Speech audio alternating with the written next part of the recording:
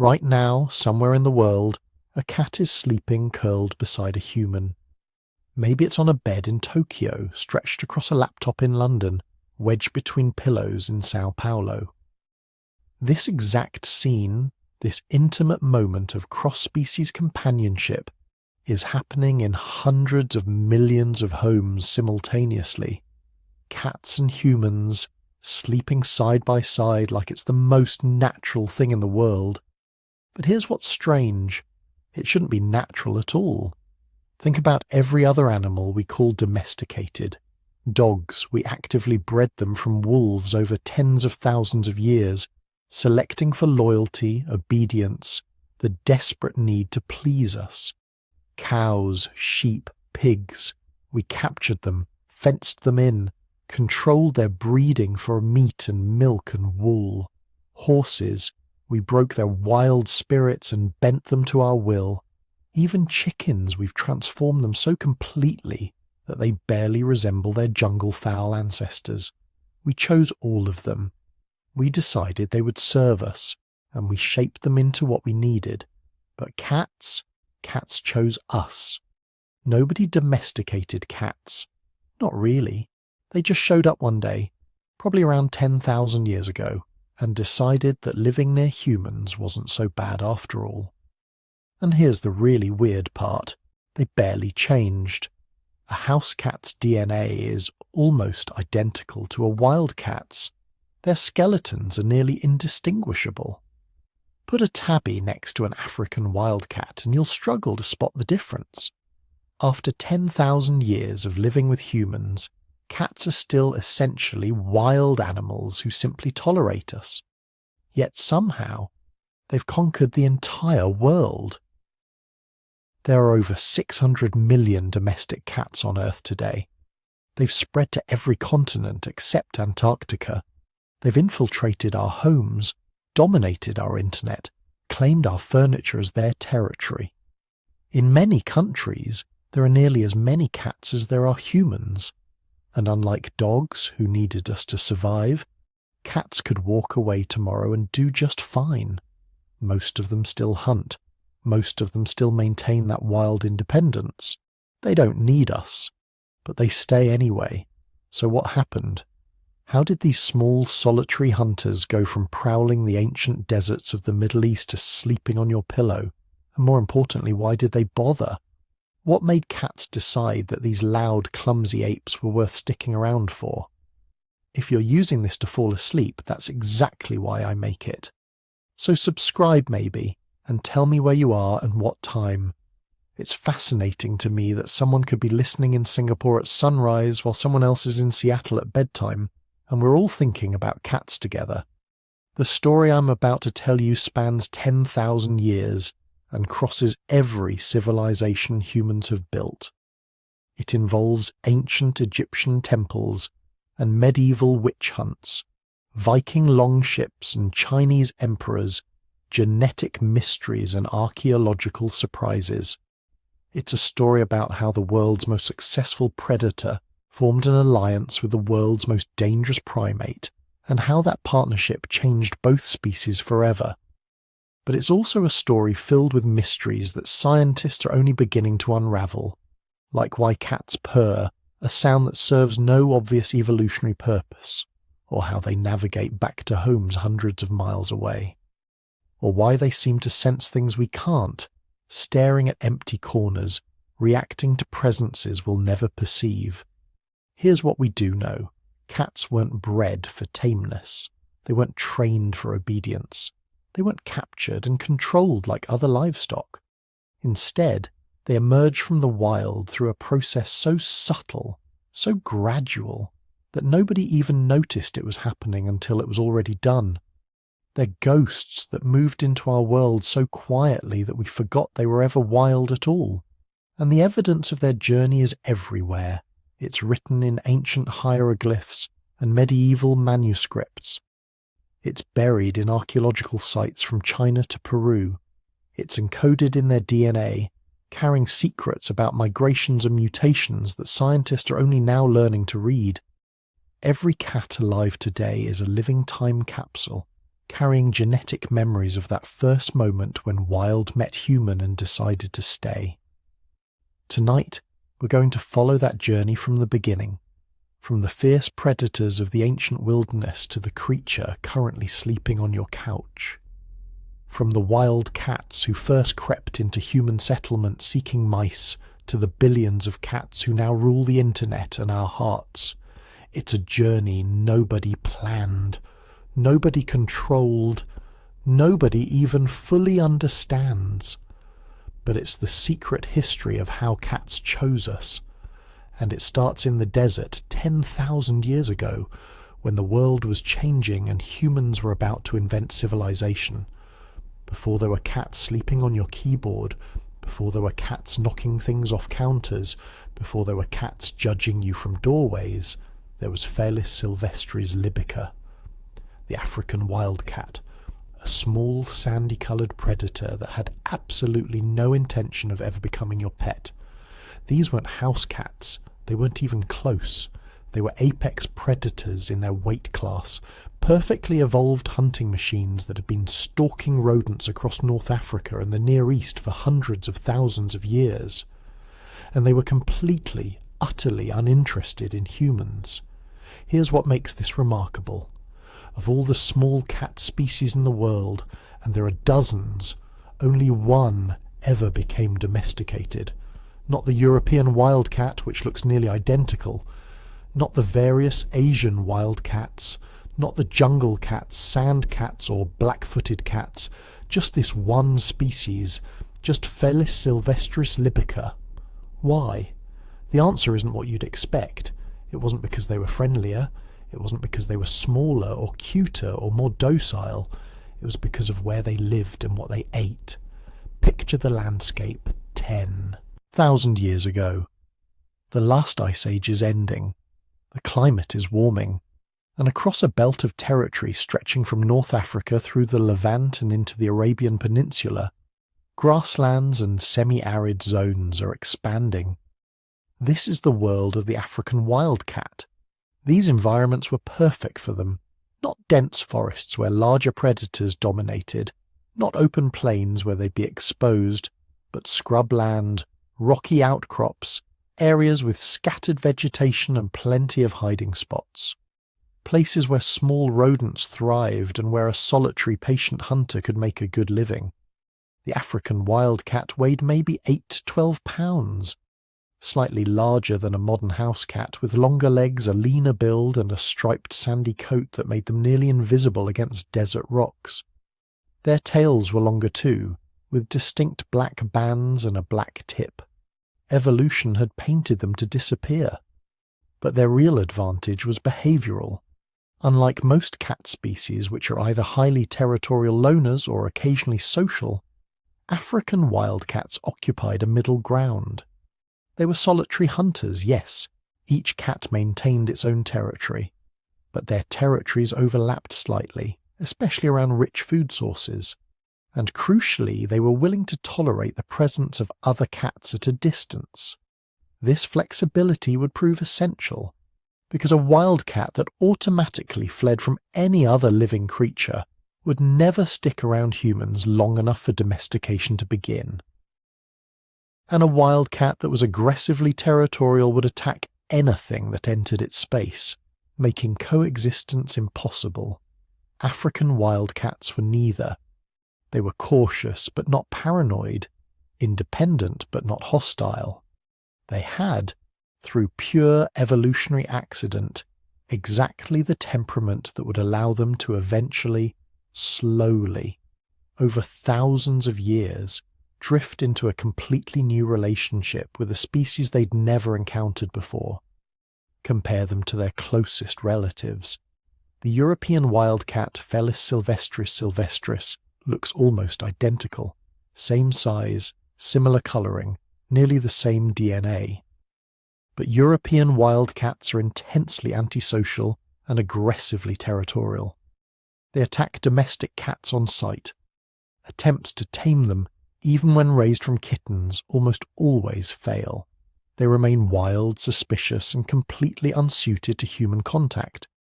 The Asian wildcats show similar patterns. beautiful animals, successful predators, but lacking that crucial behavioral flexibility that would allow them to tolerate proximity to other species. Even more telling are the other small cats that shared territory with early humans. The sand cat, perfectly adapted to desert life, might seem like an ideal candidate for domestication. Small rodent specialist occupies similar ecological niches, but sand cats are extreme specialists, requiring very specific conditions and showing almost no behavioral plasticity. They never came close to domestication. The jungle cat, another Near Eastern species, actually did interact with ancient human settlements occasionally. There's evidence that ancient Egyptians tried to tame them, but jungle cats proved too aggressive, too unpredictable. They would tolerate humans for a while, then suddenly turn hostile without warning. They lacked the stable temperament necessary for true domestication. So we're left with Felis silvestris libica, not because they were special, not because ancient humans chose them from among many candidates, but because they happened to have the right combination of traits in the right place at the right time. Now, let's talk about that place, the Fertile Crescent, though it wouldn't be called that for another 10,000 years.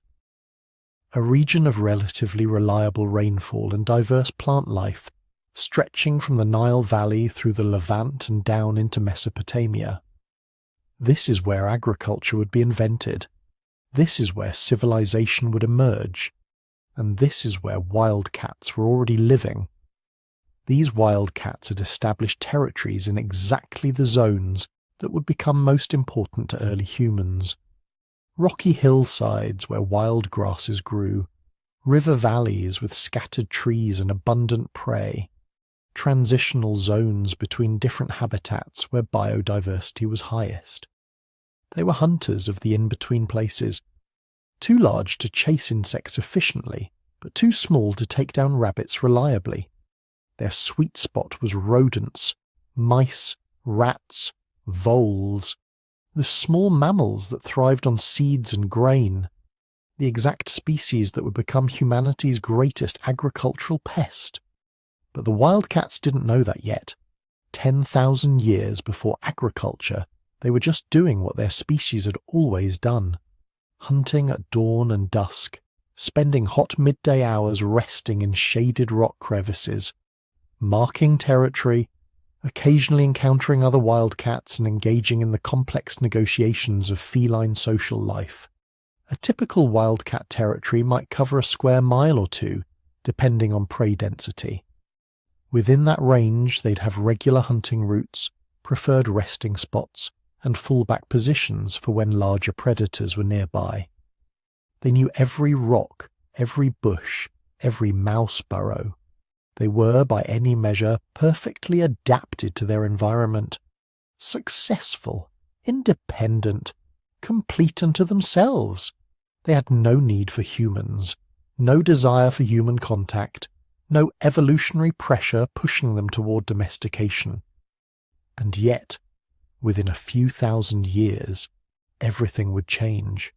Not because the wildcats changed first, but because their environment was about to transform in ways no evolutionary pressure could have prepared them for.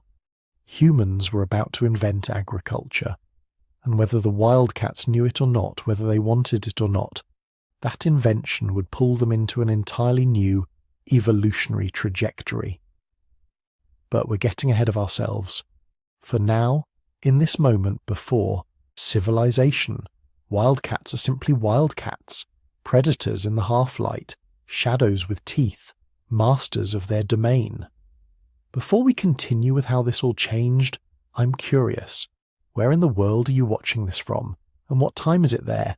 Are you drifting off to sleep with cats on the mind? Or starting your day with the history of humanity's strangest friendship? Drop a comment and let me know. Because here's the thing, every cat owner today, in every time zone, in every country, is participating in a relationship that began in one specific place, with one specific species. The cat sleeping on your couch right now carries DNA that can be traced back to those sandy-coloured hunters in the ancient Near East. Every single one. That's not true of dogs, which were domesticated multiple times from different wolf populations. It's not true of most domestic animals, which show complex mixed ancestry from various wild populations. But cats are different. Genetic analysis is absolutely clear. All domestic cats, from Maine Coons to Siamese, from street cats to show cats, descend from Felis silvestris libica. The African wildcat remains the only wild cat species to ever fully integrate into human society, which makes what happened next even more remarkable. Because this integration wasn't conquest, it wasn't submission, it wasn't even cooperation, not at first. It was something stranger, something that had never happened before in the history of life on Earth. It was domestication without intention, transformation without design, a relationship that neither species planned but both species shaped. And it all began when humans made one crucial decision, a decision that would change the wildcats' world forever, pulling them from their rocky territories into the strange new landscape of human civilization. They decided to store grain. Picture this. 12,000 years ago, somewhere in the Fertile Crescent, that arc of land stretching from the Persian Gulf through modern-day Iraq, Syria, Lebanon, and down into Egypt. Your ancestors have just figured out something that will change the course of history forever. They've discovered agriculture. This wasn't some sudden eureka moment. Nobody woke up one morning and decided to invent farming. Instead, it was a gradual shift that probably took thousands of years. Small groups started noticing that wild grains grew back in the same places year after year. They began returning to these spots seasonally, harvesting the seeds. Eventually, some clever individuals realized they could plant seeds themselves, control the harvest, store the surplus, and everything changed. For the first time in human history, people didn't have to follow their food. They could stay in one place. They built permanent structures, not just temporary shelters. Villages formed, then towns. Within a few thousand years, the first cities were rising from the dusty plains. But there was a problem. Actually, several problems, but one in particular that nobody had anticipated. Grain storage. See, when you're a hunter-gatherer, you eat what you find and keep moving. There's no surplus, no stockpile sitting around attracting attention. But farmers needed to store their harvest to last through the winter, to save seed for next year's planting, to feed a growing population that wasn't out hunting and gathering anymore. So they built granaries, storage buildings and underground chambers, large ceramic vessels packed with wheat, barley, emmer, and einkorn. Tons and tons of grain, all concentrated in one place. And the mice noticed. Suddenly, if you were a house mouse or a rat in the Fertile Crescent, you had hit the evolutionary jackpot. Why scavenge for scattered seeds across miles of territory when humans had thoughtfully gathered millions of seeds into convenient, accessible piles? Within generations, rodent populations around human settlements exploded. Archaeological sites from this period show massive increases in rodent bones in the fossil record. These weren't wild mice passing through. These were resident populations living in and around human structures, breeding prolifically on unlimited food. The early farmers tried everything. They built better storage containers, they elevated their granaries, they set traps. They probably trained dogs to hunt rodents, though dogs are frankly terrible at catching mice. Too big, too slow, too easily distracted. What they needed was a specialist. A predator specifically evolved for hunting small, fast-moving prey. A hunter with lightning reflexes, extraordinary patience, excellent night vision, and acute hearing sensitive enough to detect a mouse moving under a floorboard. They needed cats. Now, here's where the story gets interesting. Because cats didn't need humans. Not really. The ancestors of your house cat, Felis sylvestris libici, the African wildcat, were doing just fine before agriculture came along. They were solitary hunters living across North Africa and the Middle East, perfectly adapted to their environment. Medium-sized carnivores occupying the ecological niche between the tiny hunters like weasels and the large predators like leopards. But then humans created something unprecedented in natural history. They created an artificial concentration of prey so dense that it could support multiple predators in a small area. Those granaries weren't just feeding rodents. They were creating a buffet that could sustain a much higher density of cats than the natural landscape ever could. Some wildcats must have noticed. Maybe they were hunting nearby and detected the ultrasonic squeaking of mice. Maybe they followed the scent trails. However it happened, certain individual cats began spending time near human settlements. Not in them at first, just around the edges, hunting in the twilight hours when both humans and rodents were most active. And the humans noticed something remarkable. The settlements where cats hunted had fewer mice. Their grain stores lasted longer. Disease rates probably dropped too, since rodents carry plague, hantavirus, and a dozen other pathogens that would have devastated early agricultural communities. So the humans let the cats stay. Maybe they even encouraged them, leaving out scraps of food, creating safe spaces where cats could den and raise kittens. But they weren't actively domesticating them, not the way they had with dogs thousands of years earlier, or with sheep, goats and cattle around this same period. This is crucial to understanding cats. Dogs were domesticated. Humans selected wolves that were friendlier, more biddable, better at following commands. Over thousands of years of active breeding, we transformed wolves into creatures that look to humans for guidance, that bond with us, that see us as pack leaders. Cats domesticated themselves. Think about what that means. Among the African wildcats living around these early settlements, there would have been natural variation in temperament. Some would have been extremely shy, fleeing at the first sign of humans. These cats probably caught fewer mice because they couldn't hunt near the grain stores without panicking. They produced fewer offspring. Other cats would have been moderately tolerant of humans. They could hunt near settlements but remained wary, keeping their distance. These cats did okay, catching enough prey to survive and reproduce, but not thriving. Then there were a few, just a small percentage, that were naturally less fearful.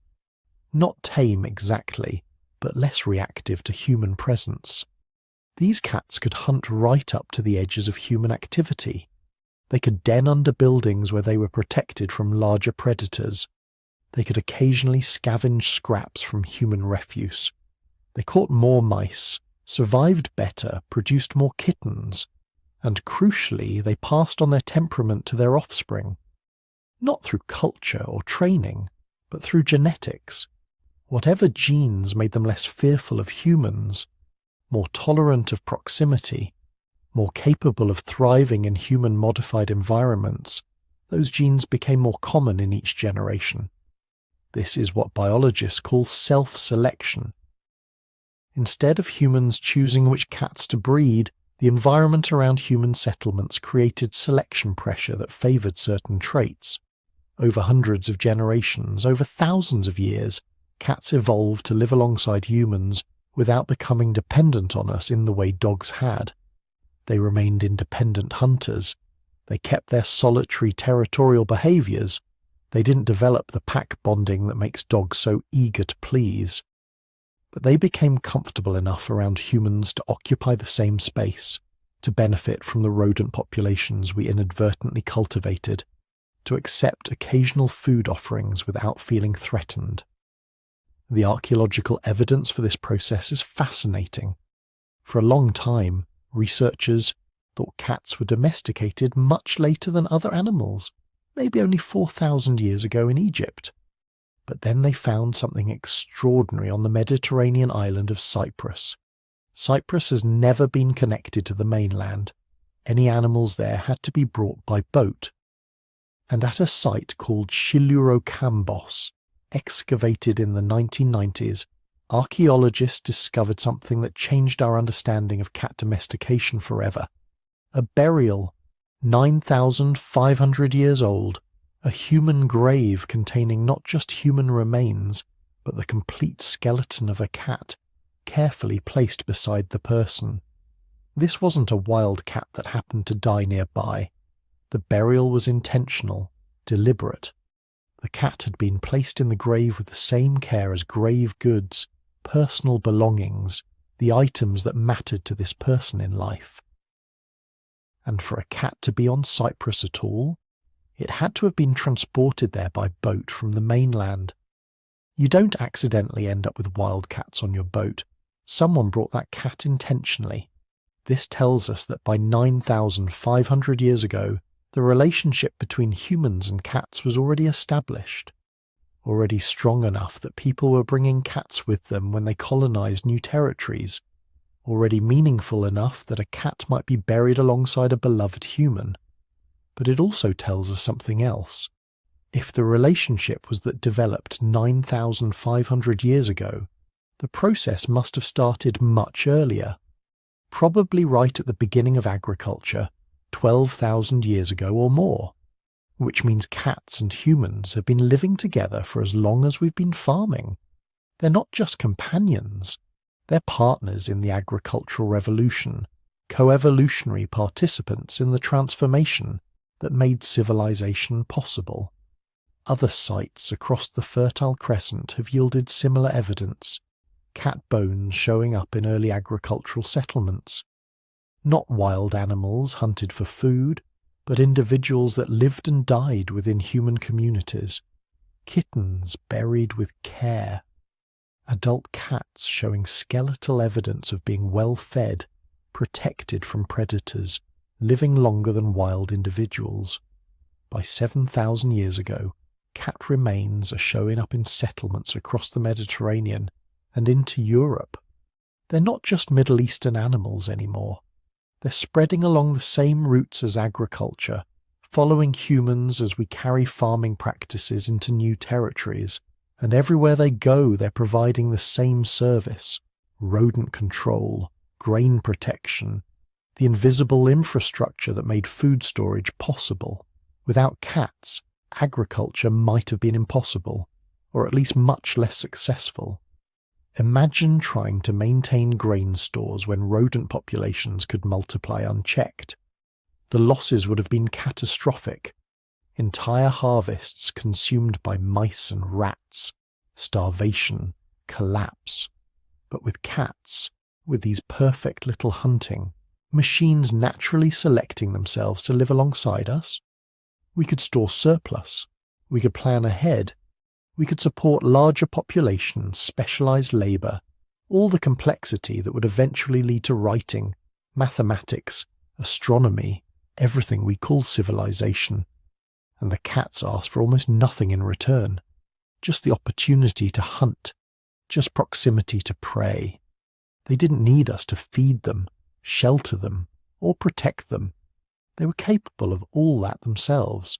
They simply chose to do it near us because it made evolutionary sense. This is the fundamental difference between cats and every other domestic animal. We chose dogs, we chose sheep and cattle and pigs, but cats chose us. And in doing so, they set in motion a relationship that would last for millennia, that would take both species around the world, that would elevate cats from practical mousers to sacred beings, from working animals to beloved companions. But first, they had to change, because the cats living in those early settlements weren't quite house cats yet. They were still essentially wild animals that had learned to tolerate humans. What happened next? The genetic transformations that would make them truly domestic. That's where the story gets really remarkable. Now here's where the story gets really strange. You'd think that transforming a solitary, fierce predator into an animal willing to live alongside humans would require massive genetic changes. wholesale rewiring of the brain, fundamental alterations to behavior, temperament and physiology. You'd be wrong. When scientists finally sequenced the domestic cat genome in 2007 and started comparing it to wild cats, they found something that shocked them. The genetic difference between your house cat and a Scottish wild cat, a truly wild feline that has never been domesticated, is almost invisible. We're talking about changes in maybe 13 key genes out of roughly 20,000 in the cat genome. That's it. Less than 0.1%. Think about that for a moment.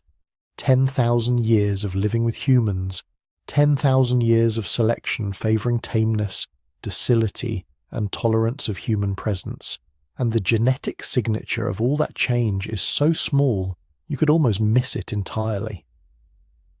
But here's the thing about evolution. Sometimes the smallest changes make the biggest difference. You don't need to rewrite the entire genetic code to transform an animal.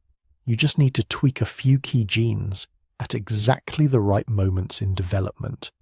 Like adjusting a handful of dials on a complex machine and watching the whole system shift into a completely different configuration. So what changed? Where did the genetic revolution happen that turned wildcats into the animals sleeping on your couch? The first cluster of changes happened in genes related to fear response, specifically genes that control how the brain processes novel situations and unfamiliar stimuli. In wild cats, these genes create what biologists call neophobia, fear of new things. It's a crucial survival adaptation. When you're a small predator in a dangerous world, anything new might kill you. That strange smell could be a larger predator. That unusual sound might signal danger. The safest strategy is simple. Avoid everything unfamiliar. But in the early agricultural settlements, cats with slightly reduced neophobia had a massive advantage. They could get closer to human activity, closer to the granaries where rodents congregated, closer to the food waste that accumulated around settlements. A wild cat that fled at the first sight of a human might stay 200 meters away from a village. A cat with just slightly reduced fear might approach to within 50 meters. That difference translated directly into calories, and calories meant survival and reproduction. The genetic changes were subtle, not a complete elimination of fear. That would have been fatal. Just a slight dialing down of the panic response. A small adjustment to how the amygdala, the brain's fear center, processed information about humans. Cats that carried these variants weren't fearless. They were just less terrified. And crucially, this wasn't something humans were deliberately selecting for. Nobody was breeding cats yet. This was pure natural selection. The environment of human settlements automatically favouring cats that could tolerate proximity to people. The second major change happened in genes related to reward-seeking behaviour and food motivation. Wild cats are obligate carnivores, meaning they need to eat meat to survive, but they're also incredibly conservative about their diet. A wild cat typically eats what it learned to hunt as a juvenile and shows little interest in novel foods. This makes perfect sense in the wild. Trying new foods is risky. That strange prey item might be toxic or just not worth the energy to catch. But around human settlements, flexibility about food sources became advantageous. Cats that would eat a wider variety of prey, or even scavenge occasionally from human food waste, had more caloric options. The genetic changes involved neurotransmitter systems, particularly dopamine pathways that control motivation and reward. These modifications made food rewards slightly more salient, made the effort of approaching human areas slightly more worthwhile. Again, subtle changes, not transforming cats into dogs who will eat literally anything, just small adjustments that made them a bit more flexible, a bit more willing to explore new food opportunities. The third cluster of changes, and perhaps the most important, involved genes related to memory and learning, specifically social learning. Wild cats are solitary. They don't learn much from watching other cats. Each individual figures out hunting and survival through trial and error. But in the semi-domestic environment around human settlements, cats that could learn from observing other cats had an advantage. If one cat figured out that a particular granary was safe and full of mice, cats that could learn this by observation didn't have to risk discovering it themselves. If some cats learned that certain humans were tolerant while others were dangerous, cats that could pick up this information socially could navigate the human environment more effectively. The genetic changes enhanced neural plasticity during juvenile development and slightly extended the sensitive period for social learning. This meant young cats growing up around humans could learn to tolerate them more easily, and could learn from their mothers which humans and which situations were safe. But here's what's really fascinating. Unlike dogs, unlike sheep, unlike cattle, unlike virtually every other domesticated animal, cats retained almost all of their wild hunting abilities. A house cat is still a near-perfect predator, the same body plan as a wild cat, the same reflexes, the same hunting instincts, the same ability to survive independently if necessary. This is unprecedented in domestication. When humans domesticated dogs, we got animals that are dramatically different from wolves. Different body proportions, different skull shapes, different behaviours.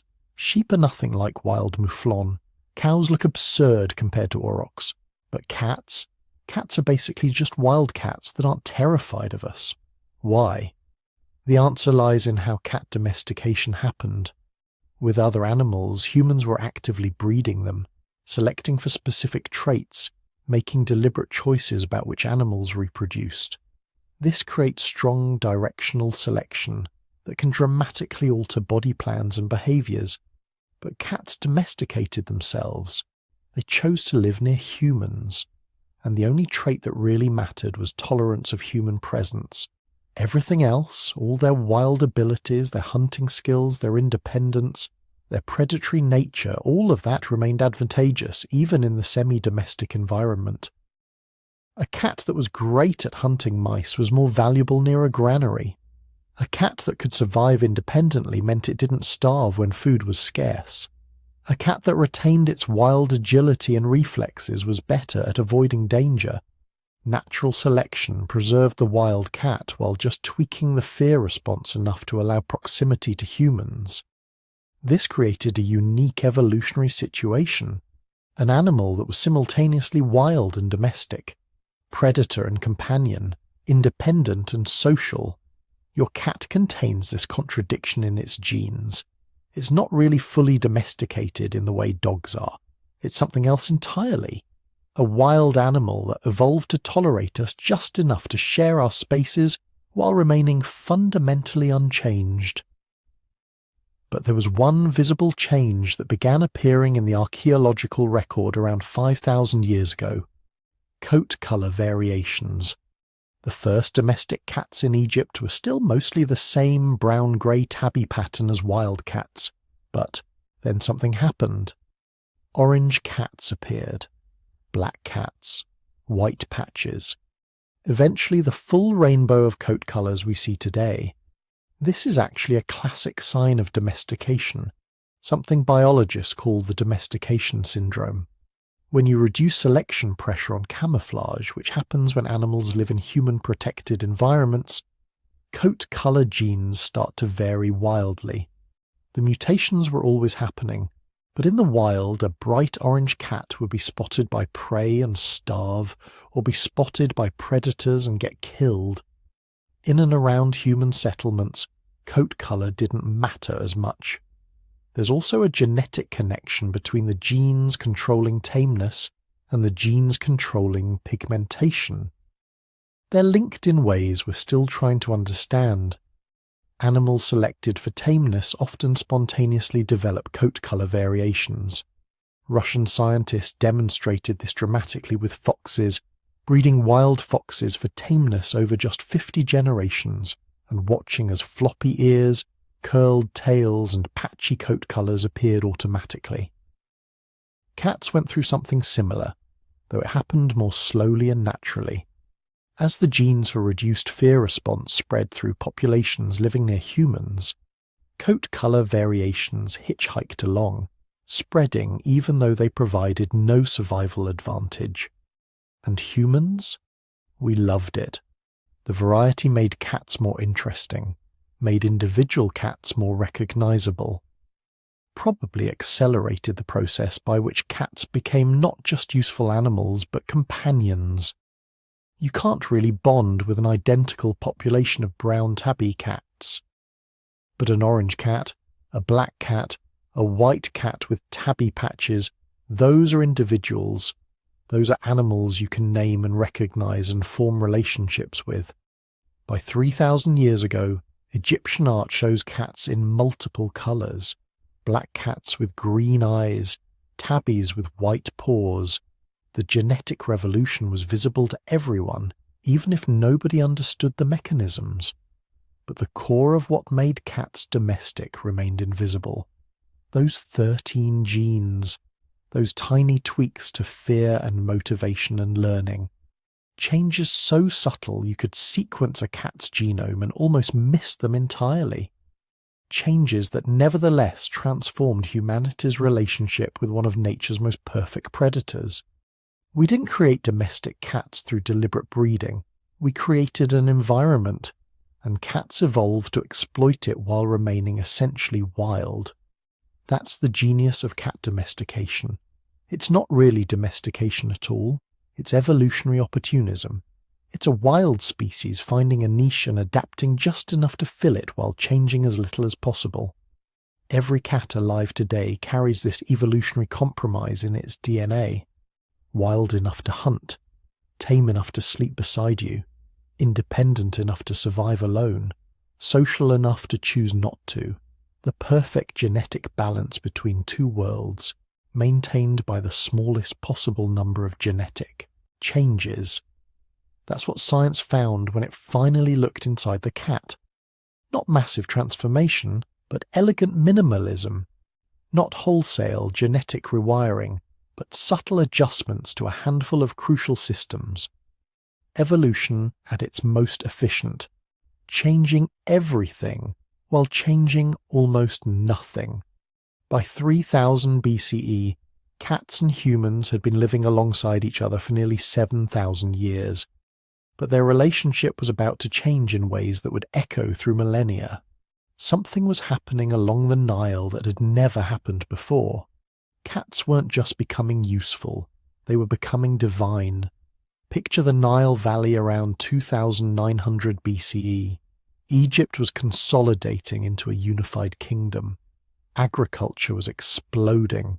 Massive granaries were being built to store wheat and barley. And with those granaries came something else, an absolute plague of rats and mice. We're not talking about a few rodents here and there. Archaeological evidence suggests that grain stores in early dynastic Egypt could attract thousands of rodents, creating infestations that threaten the entire food supply. Enter the cats, the same African wildcats that had been hanging around farming villages for millennia. But now they weren't just catching the occasional mouse. They were the only thing standing between Egyptian civilization and starvation. A single cat could kill dozens of rodents in a night. A population of cats protecting a granary complex could save enough grain to feed thousands of people through the dry season. The Egyptians noticed, and they didn't just appreciate their cats, they began to worship them. The transformation didn't happen overnight. Early Egyptian art shows cats as useful animals, depicted hunting birds in marshes alongside humans. But by the time of the Middle Kingdom, around 2000 BCE, something had shifted. Cats were appearing in religious contexts, being mummified, being buried with honours previously reserved for humans. The practical had become sacred. At the centre of this transformation was Bastet. Originally depicted as a fierce lioness goddess, Bastet gradually transformed into a more domestic figure, a cat-headed woman who represented protection, fertility, and joy. This transformation mirrors exactly what was happening with actual cats. The wild, dangerous predators were becoming companions, protectors, members of the household. But Bastet wasn't just any goddess. By the time of the New Kingdom, around 1500 BCE, she'd become one of the most important deities in the Egyptian pantheon. Her cult centre at Bubastis in the Nile Delta became one of the wealthiest and most visited religious sites in ancient Egypt. Herodotus, the Greek historian who visited Egypt around 450 BCE, described festivals at Bubastis that attracted over 700,000 pilgrims. That's more people than lived in most ancient cities. These weren't sombre religious gatherings. Herodotus describes music, dancing, wine flowing freely, women singing and shaking rattles. The celebration of Bastet was joyous, ecstatic, a massive party in honour of the cat goddess. This tells us something profound about how Egyptians viewed cats. They weren't just useful or sacred. They were sources of joy, pleasure, life itself. And then there were the mummies, millions of cat mummies. When archaeologists first discovered the cat cemeteries at Bubastis and Saqqara in the late 1800s, they found something staggering. Literally millions of carefully mummified cats, wrapped in linen, sometimes placed in elaborate bronze or wooden coffins, buried in vast underground galleries that stretch for hundreds of meters. Let that sink in. Millions of cats, each one individually prepared for the afterlife using techniques that would have taken hours of skilled labour. Each one representing a significant expense for the family that sponsored the mummification. This wasn't just religion. This was an entire industry built around honouring cats. But here's where it gets complicated. Analysis of these mummies reveals something disturbing. Many of these cats were killed young, specifically for mummification. They were bred in temple catteries, raised for a few months, then killed and mummified to be sold to pilgrims who would donate them to the goddess. It was a religious economy, like buying a candle to light in a church, except the candle was a cat. Modern sensibilities recoil at this, but for the Egyptians it made perfect sense. Offering a cat to Bastet was offering something precious, something that embodied the goddess herself. The cats weren't being harmed in the Egyptian view. They were being elevated, transformed into sacred offerings that would please the goddess and bring blessings to the donor. And Egyptian cats were protected in ways that would seem extreme even by modern standards. Multiple ancient sources confirm that killing a cat, even accidentally, could result in the death penalty. Diodorus Siculus, writing in the 1st century BCE, describes witnessing a Roman soldier who accidentally killed a cat being torn apart by an Egyptian mob, despite attempts by Egyptian officials to save him. Rome and Egypt were allies at the time. The diplomatic incident this caused was enormous, but the crowd didn't care. A cat had been killed. Justice had to be served. When a household cat died naturally, the entire family would go into mourning. They shaved their eyebrows as a sign of grief. The cat would be mummified, even if it was just a household pet rather than a temple offering. Families would visit cat cemeteries to check on their departed companions. The grief was real, the mourning genuine, but the Egyptian obsession with cats created a problem. Other civilizations wanted them too. By 1000 BCE, traders from Greece, Phoenicia, and other Mediterranean cultures were seeing what cats could do and were desperate to acquire breeding populations for their own countries. Egypt responded with an outright ban on cat exportation. It was illegal to take a cat out of Egypt. The penalty was predictably severe. The Egyptian government even funded special agents whose job was to travel to foreign ports and buy back any Egyptian cats they found, repatriating them to the Nile Valley. It was an ancient version of cultural patrimony law, except instead of artifacts, They were protecting living animals.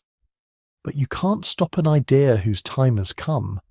Cats were simply too useful, too desirable, too perfect for human civilization.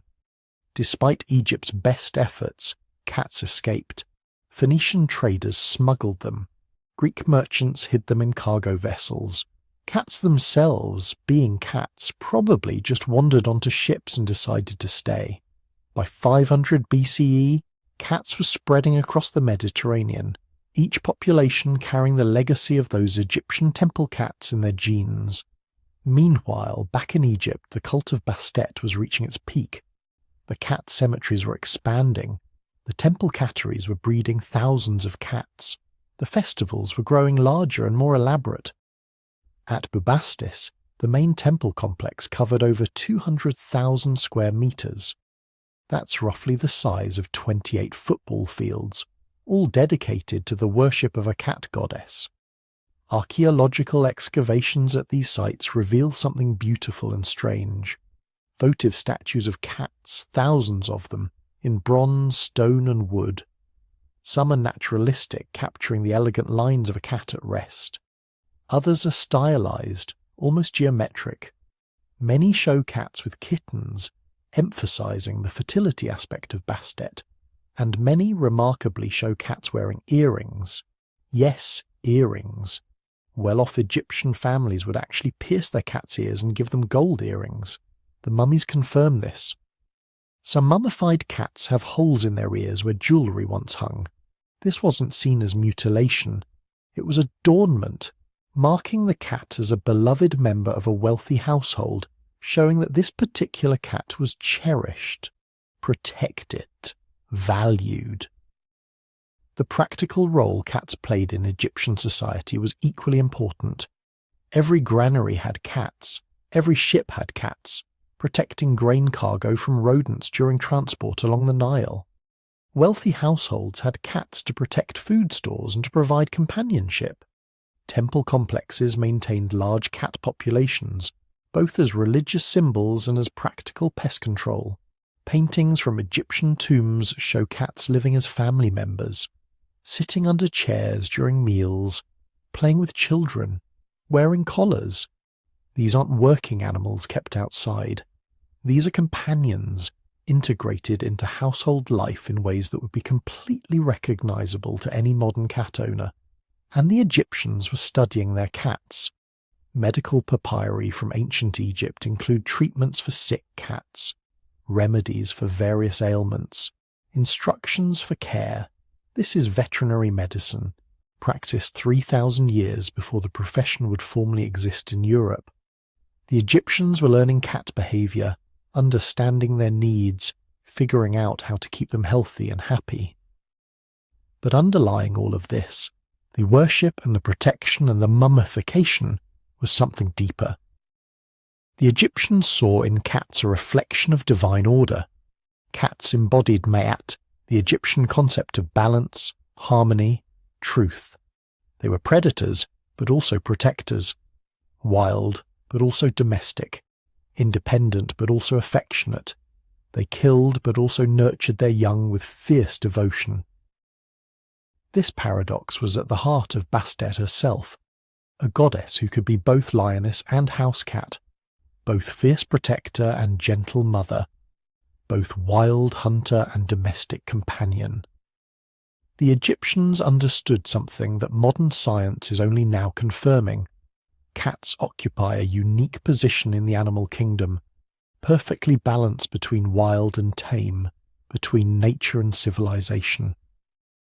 By the time Egypt fell to Alexander the Great in 332 BCE, cats had been sacred there for over 2,500 years.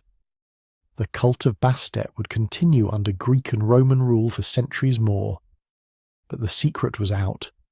Cats had spread across the known world, and everywhere they went they brought with them the legacy of those Egyptian temples, the genetic heritage of cats bred and revered along the Nile.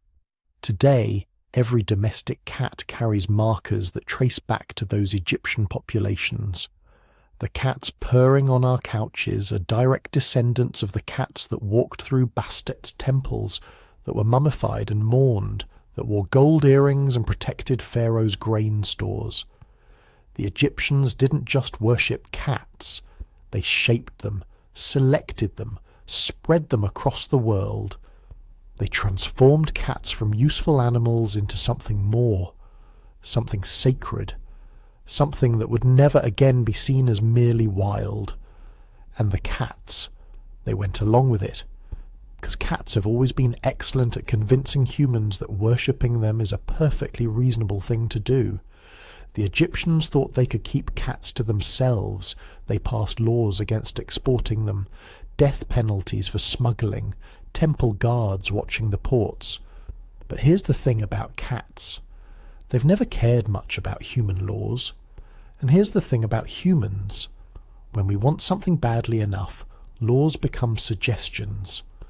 Around 500 BCE, cats began appearing in places they had no business being.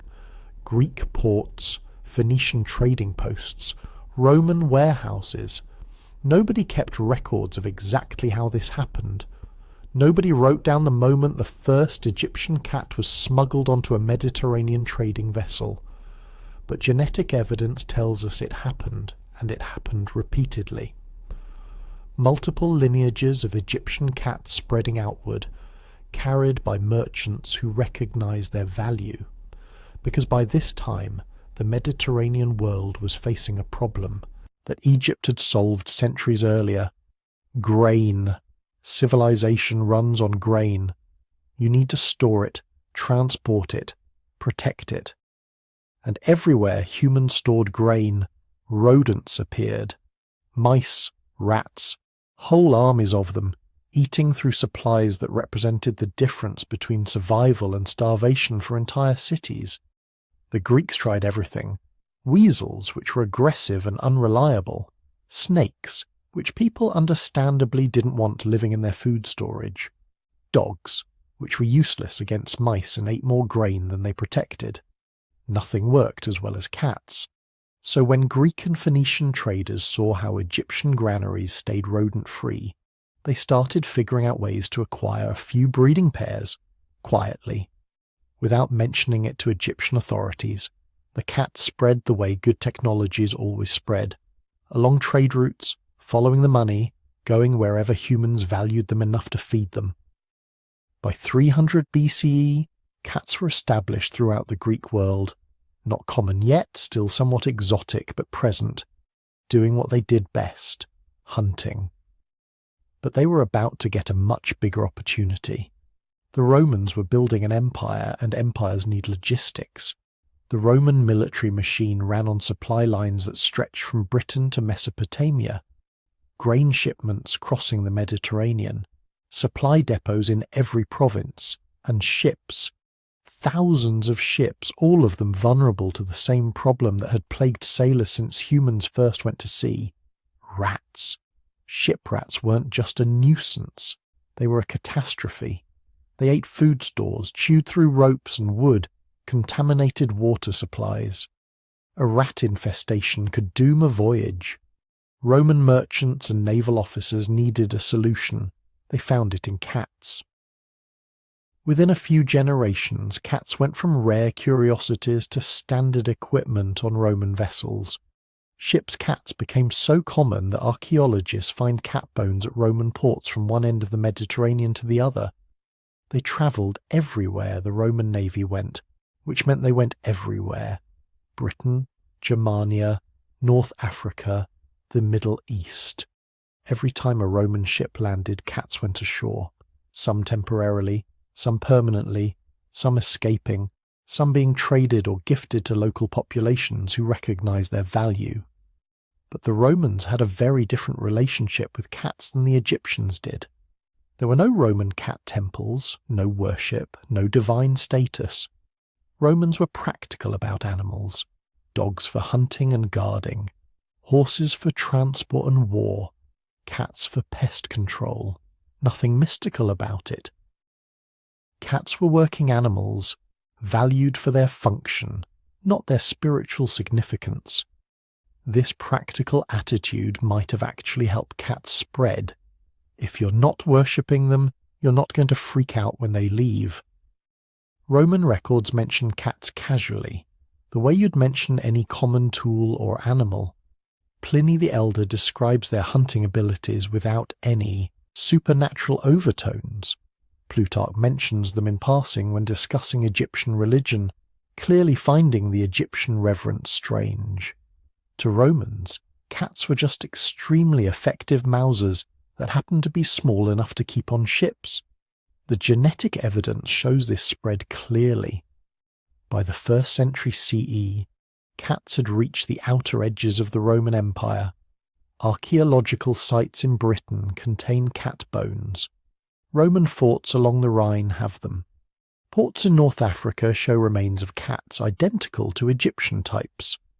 The Romans had accidentally, through pure practicality, accomplished what thousands of years of Egyptian isolation couldn't prevent. They'd globalized the domestic cat. But something else was happening simultaneously, far from Roman control. To the east, along the ancient trade routes that would later be called the Silk Road, cats were making a different kind of journey. The overland route from the Middle East through Persia, Central Asia, and into China was already thousands of years old by the time cats started travelling it. Merchants had been moving goods between east and west for millennia. Silk, spices, precious metals, ideas, religions, technologies. Now they were moving cats too. This spread happened more slowly than the Mediterranean expansion, but it was just as inevitable. Every trading post needed granaries. Every granary needed protection, and once merchants saw how effectively cats controlled rodent populations, cats became cargo. Not as commodities exactly, more as investments. Bring a breeding pair of cats to a new trading post, let them establish themselves, and suddenly your grain storage losses drop dramatically. By the 1st century CE, cats were appearing in Chinese records. Not as common animals yet, but as noteworthy enough to mention. Chinese writers described them as foreign animals, exotic creatures from the western regions. But they recognized immediately what cats were good for. Chinese granaries face the same rodent problems as everyone else's. Cats solved those problems. What's fascinating is how quickly different cultures developed different attitudes toward cats, even though the animals themselves were genetically nearly identical. The Chinese initially seemed ambivalent. Cats were useful, certainly. But Chinese culture already had its own complex animal symbolism. Dogs had been domesticated in China for thousands of years. Various wild cats were native to the region. The domestic cat from the West was just one more predator among many. But over the next few centuries, something shifted. Perhaps it was Buddhist influence spreading from India. Buddhism generally favours non-violence toward animals, and cats, being relatively peaceful and clean, fit well into Buddhist households. Perhaps it was Taoist philosophy, which valued naturalness and spontaneity, qualities cats embodied perfectly. Or perhaps it was simply that cats are extremely good at making themselves loved by humans, given enough time. By the Tang dynasty, around 700 CE, cats were fully integrated into Chinese society. Poems mention them. Paintings depict them. Archaeological evidence shows they were common in cities and rural areas alike. They'd stopped being exotic Western imports and become simply cats, Chinese cats now. Japan received cats even later, probably around the 6th century CE, brought either from China or directly from trading contacts with Southeast Asia. But Japanese culture embraced them enthusiastically. Early Japanese references to cats treat them almost like treasures, rare, valuable animals kept by the wealthy. The imperial court kept cats. Aristocrats wrote poems about them. Artists depicted them in early Japanese paintings with the kind of attention usually reserved for important subjects. This probably tells us something about how cats arrived in Japan. not aboard trading vessels as working animals, but as deliberate imports, gifts between rulers, status symbols, creatures valuable enough to be worth the difficulty of transport. Only later, as cat populations grew, did they become common enough to spread into broader society and take up their usual role as pest controllers. Meanwhile, another group was moving cats in a completely different direction. The Vikings, expanding from Scandinavia starting around 800 CE, brought cats wherever they sailed, and the Vikings sailed everywhere. They reached Iceland, Greenland, possibly even North America. They raided and settled throughout Britain, Ireland, and France. They traded as far as Constantinople and Baghdad, and they brought cats on their longships for the same reason Romans had: rats. The genetic signature of Viking-spread cats is distinctive. Analysis of modern Scandinavian cats shows they're descended from multiple founding populations, some from trading contact with the Roman world centuries earlier, some brought later during Viking expansion. The Vikings were apparently systematic about it. Archaeological evidence from Viking settlements shows cat remains across their entire sphere of influence, from Dublin to Kiev. Cats in northern Europe face challenges their Mediterranean ancestors never encountered: harsh winters, long periods of darkness, different prey animals, different human cultures. But they adapted with the same flexibility they'd shown in Egypt thousands of years earlier. Their fur grew thicker in winter. Their hunting strategies adjusted to local rodents and birds. Their behaviour shifted to match the indoor-focused lifestyle that northern winters demanded. By the year 1000 CE, roughly 1,500 years after cats first left Egypt, they had spread across 3 continents, from Britain to Japan, from Scandinavia to North Africa. Everywhere humans stored grain, sailed ships, or built cities, cats had found their way. They'd adapted to tropical heat and Arctic cold.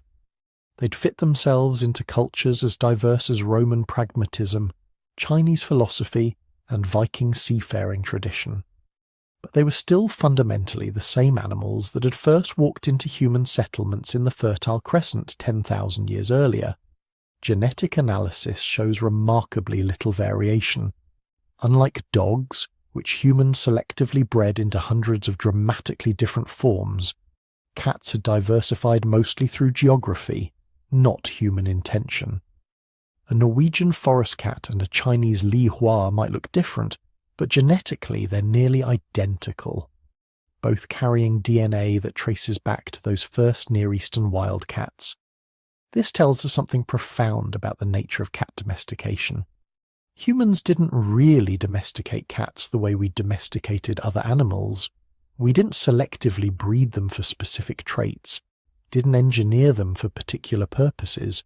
We just gave them an opportunity, access to rodents, safe places to live, and cats, being clever, flexible, opportunistic survivors, took that opportunity and ran with it, right around the world. But their journey was about to get much more complicated, because while cats were spreading, so were human ideas about good and evil, purity and sin, angels and demons, and some of those ideas had very specific, very dark opinions about small animals with glowing eyes that hunted in darkness. The next chapter of cat history wouldn't be about expansion, it would be about survival. Picture this, it's 1233 CE. You're a cat living in a medieval European town. For thousands of years your ancestors have lived alongside humans, protected, valued, even worshipped in some places. But something has changed. Something terrible. The church bells ring and people pour into the streets, but they're not celebrating. They're hunting you. What happened? How did cats go from sacred temple guardians to creatures hunted, tortured, and killed by the millions? How did the bond that had survived 9,000 years nearly break apart in just a few centuries? And perhaps most remarkably, How did cats survive at all? The shift didn't happen overnight. It was gradual, insidious, like a slow poison working its way through medieval European culture. For centuries after cats spread across Europe with the Romans, they'd remained valued members of human society. Not worshipped like they were in Egypt, maybe, but respected. Useful.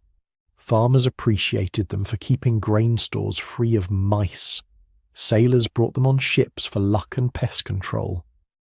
Monasteries kept cats to protect their precious manuscripts from rodents. But by the 12th and 13th centuries, something dark was spreading across Europe. Not just plague and famine, though those were coming. Something worse. Fear.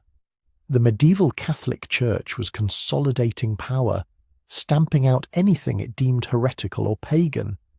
And cats, with their mysterious behaviours, their nocturnal habits, their independent nature, they started looking suspicious. Very suspicious. Think about it from a medieval perspective. Cats can see in the dark when humans can't. They move silently, appearing and disappearing like ghosts. Their eyes glow in firelight. They're active at night, when good Christians should be sleeping. Female cats scream during mating in ways that sound disturbingly human. They can't be controlled or trained like dogs. They don't submit to human authority. To a superstitious medieval mind shaped by church teachings about demons and evil spirits, cats started looking less like useful animals and more like servants of darkness. The turning point came in 1233 when Pope Gregory IX issued a papal decree called Vox in Rama. In this document he described a heretical sect that supposedly worshipped the devil in the form of a black cat. The decree claimed that during their midnight rituals, heretics would kiss the hindquarters of a cat, which would then transform into a demon. Was any of this true? Almost certainly not. But truth didn't matter. The Pope had officially connected cats with devil worship, and the consequences were catastrophic. Across Europe, cats became targets. Not just black cats, though they suffered worst, but cats of all colours. They were accused of being witches' familiars, demonic spirits in animal form that helped witches perform evil magic. The logic was circular and deadly. If you owned a cat, you might be a witch. If you were accused of witchcraft, your cat was evidence against you. If a cat showed up at your door, it might be a demon in disguise. The killings were systematic and horrific. Cats were thrown from tall buildings during festivals, burned alive in barrels, drowned in sacks, tortured in public squares. In some towns, killing cats became a form of entertainment. In others, it was seen as a religious duty. The scale of the slaughter is hard to comprehend. We don't have exact numbers. Nobody was counting cat corpses, but estimates suggest millions of cats were killed across Europe over several centuries. In some regions, the feline population was nearly wiped out entirely. And then came the plague. The Black Death arrived in Europe in 1347, and within just a few years it killed somewhere between 30 and 60% of Europe's human population. Entire villages disappeared. Cities lost half their inhabitants. It was the worst pandemic in human history. The plague was caused by bacteria carried by fleas that lived on rats. And you know what animals are really good at controlling rat populations? Cats. Now, historians debate how much the persecution of cats actually contributed to the plague's spread. The relationship is complex. Rats were already everywhere in medieval cities regardless of cat populations. The plague arrived on ships from Asia, where cats had been present all along. Climate changes and trade patterns played huge roles in the pandemic's spread. But it's hard to escape the cruel irony. Humans had spent decades killing the animals best equipped to control the very rodents that carried plague-bearing fleas. In trying to protect themselves from imaginary demonic cats, they'd made themselves vulnerable to a very real microscopic killer. The plague didn't immediately rehabilitate cats' reputation, though. If anything, the chaos and death of the pandemic years intensified the witch hunts. People desperate for explanations blamed witches and their feline familiars for the disease. More cats died. But here's the remarkable thing.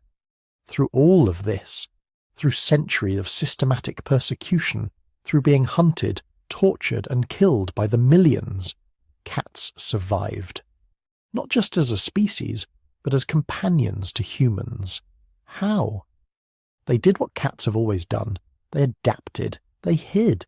They relied on individuals who still valued them, who were willing to risk social stigma or worse to keep cats in their lives.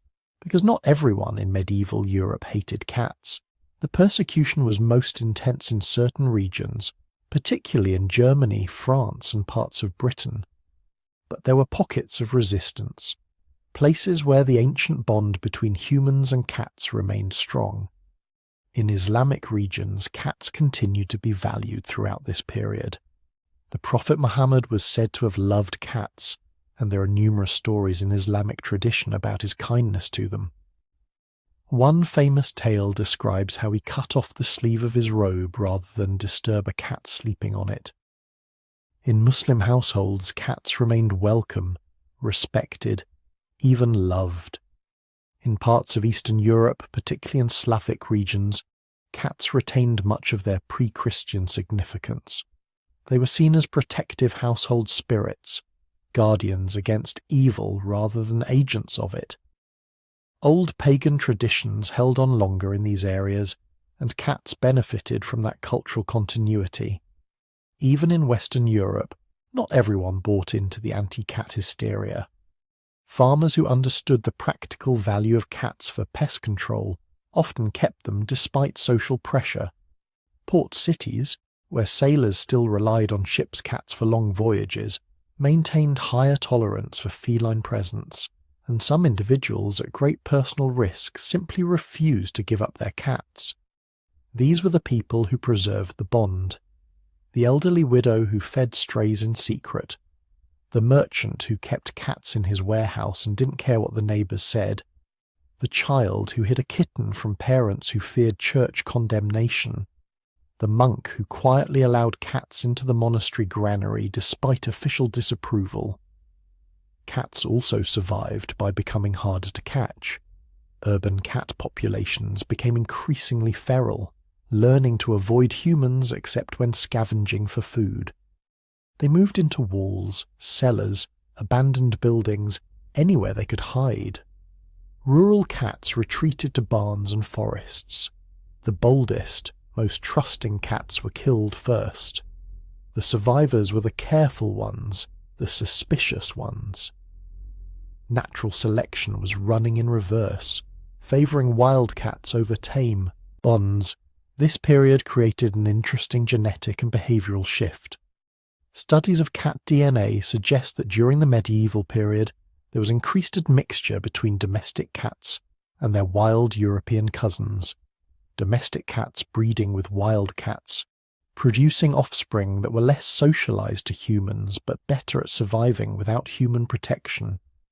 In essence, cats were partially rewilding themselves. Not going fully back to their wild state, that ship had sailed 9,000 years ago, but backing away from the extremes of tameness that made them vulnerable. Yet even as they hid and adapted, cats never fully left human society. They couldn't. After thousands of years of coevolution, both species had become too interdependent. Cats had lost some of their wild hunting efficiency through domestication. They relied on human environments for concentrated prey and shelter, and humans, even medieval humans living in fear and superstition, still needed rodent control. So a strange equilibrium developed.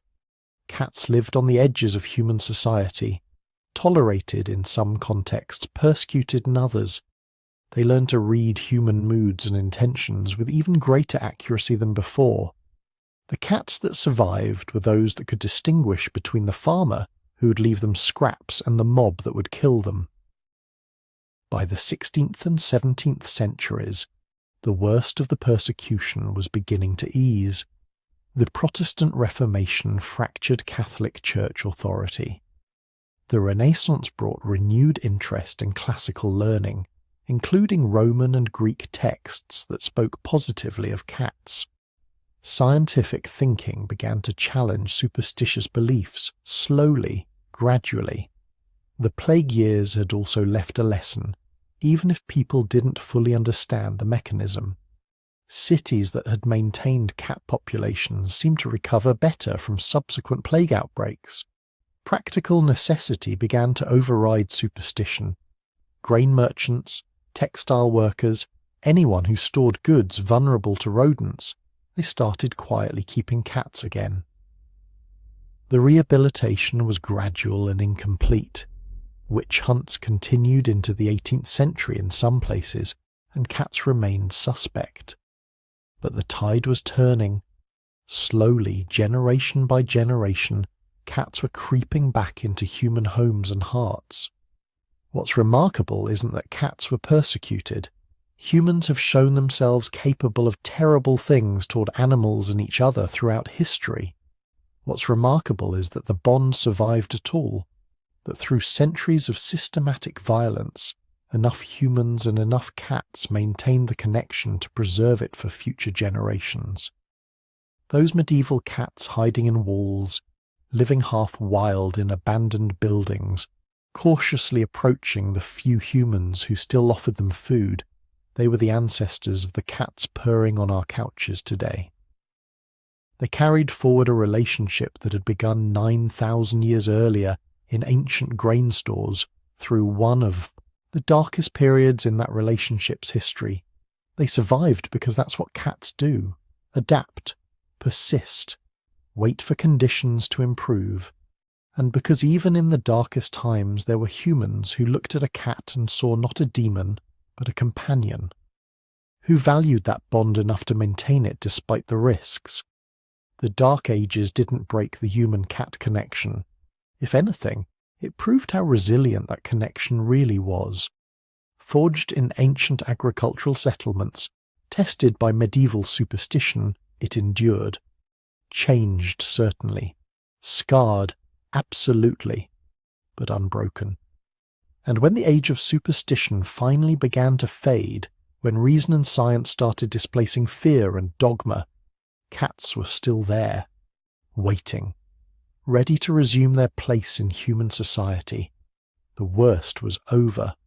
What came next would take cats to every corner of the globe. The oceans came last. For tens of thousands of years, cats had followed us along rivers and roads, through fields and city streets. They had learned our rhythms, mapped our food, memorized our habits. But there was still one part of the world they hadn't truly claimed: the vast, shifting blue that wrapped around the continents like a restless living wall.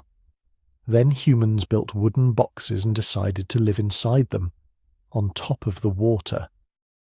From the perspective of a cat, an age of exploration is a strange thing. Your primates start hammering down trees into long hollow shells. They fill them with food that smells like grain and salted meat and dried fish. The perfect smell if you're a rodent. The perfect disaster if you're a hungry human crossing thousands of miles of open ocean with no way to get more. The ships left port full. They did not stay that way. Rats loved ships. Dark corners, ropes to climb, crates to chew through, holds to hide in. A floating city made entirely of food and nesting material. They could gnaw through leather, wood, soft metal. They could eat anything you brought with you: flour, biscuits, cured pork, even the ropes holding your rigging together. They carried fleas, and the fleas carried plague. A single infested ship could become a drifting disease bomb, sailing slowly from harbour to harbour.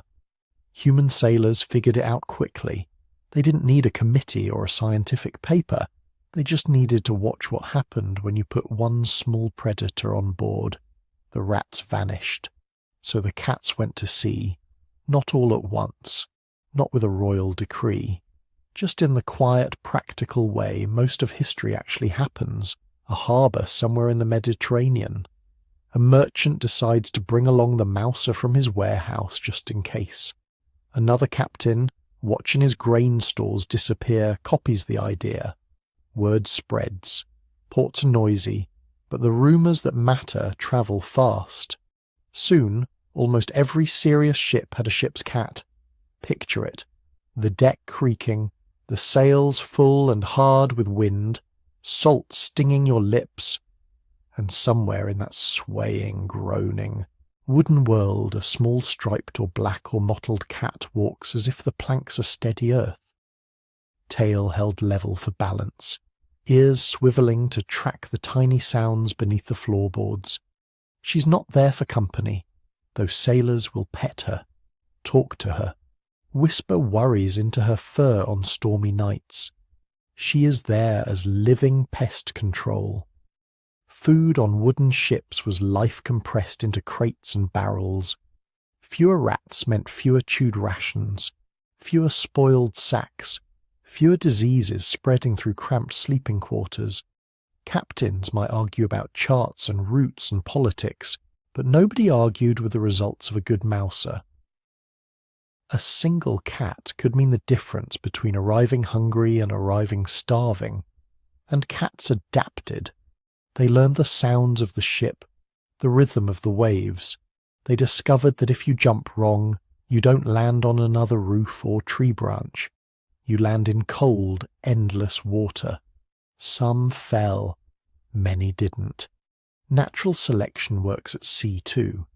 The shipborne lines that survived were the ones that kept their balance, learned not to leap after every seagull, waited for the right moment to pounce on a scurrying shape instead.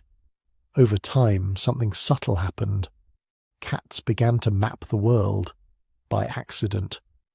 Every time a new route opened, a cat walked it. Portuguese caravels heading down the coast of Africa, Spanish galleons pushing west into the unknown, Dutch traders navigating icy northern passages, British naval vessels circling the globe. On almost every one, a pair of sharp, watchful eyes glowed in the dark hold, hunting the same prey that had first drawn cats into grain stores thousands of years before.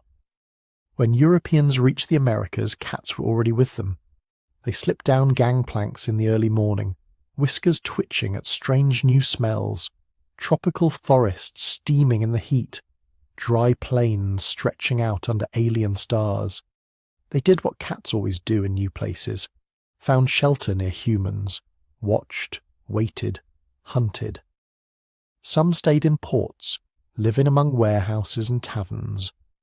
Others walked inland along roads and rivers, following carts and caravans. Colonists brought more cats with every ship, because wherever humans tried to store food, rodents followed, and wherever rodents gathered, cats were the simplest answer. So house cats, descendants of Near Eastern wildcats that had first made a truce with farmers among wheat and barley, found themselves padding through New World settlements, hunting North American mice and voles and rats that had never seen such a precise feline predator. They didn't stop there. Ships turned south, rounding the Cape of Good Hope into the Indian Ocean. East India companies formed, their sails blackened by long voyages, holds filled with spices, silks, teas. Alongside them, as always, sacks of grain.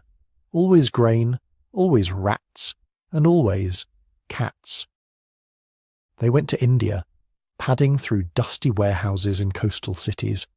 They went to Southeast Asia, slipping between bamboo houses, learning the patterns of tropical nights. They rowed with Dutch and British ships to what they called the East Indies. They waited on decks under strange constellations, watching flying fish leap in the dark.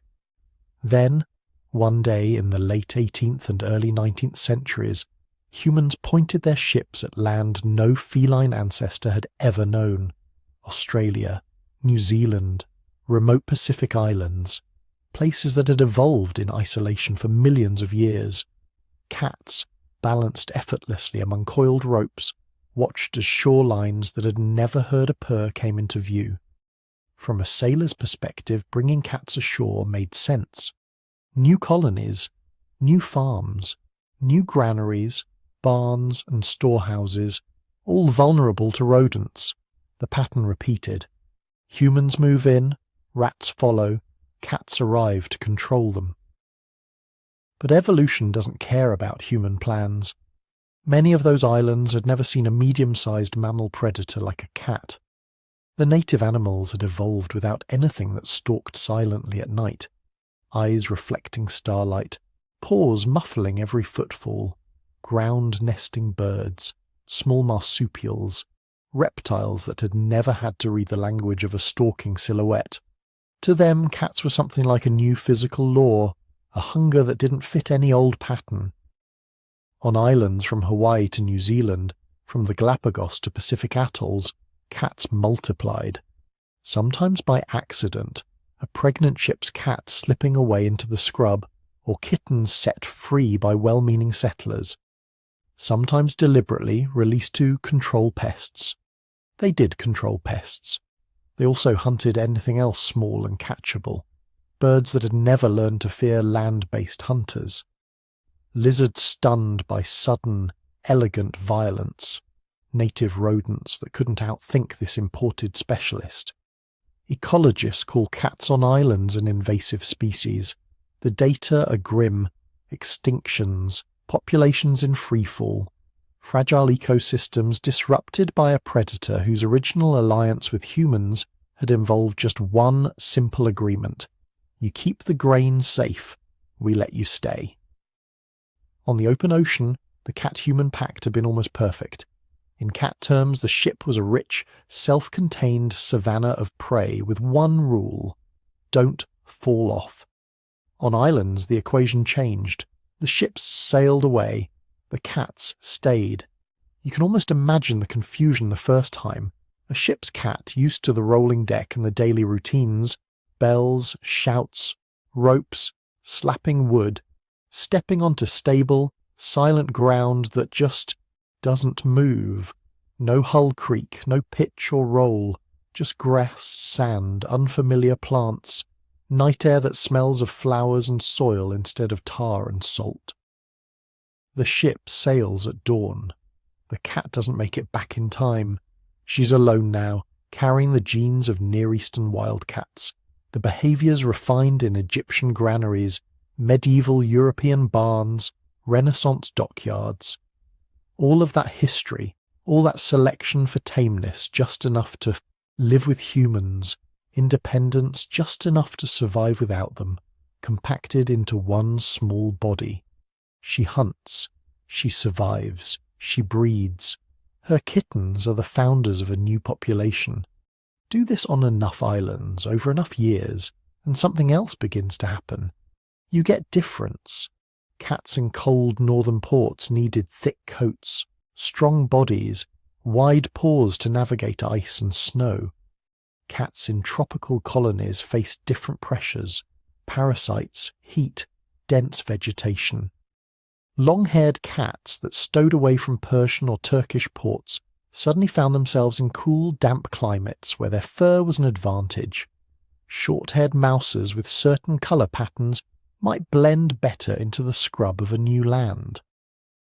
Then humans, always eager to categorise and collect, began to notice. Certain harbour towns became known for particular types of cats.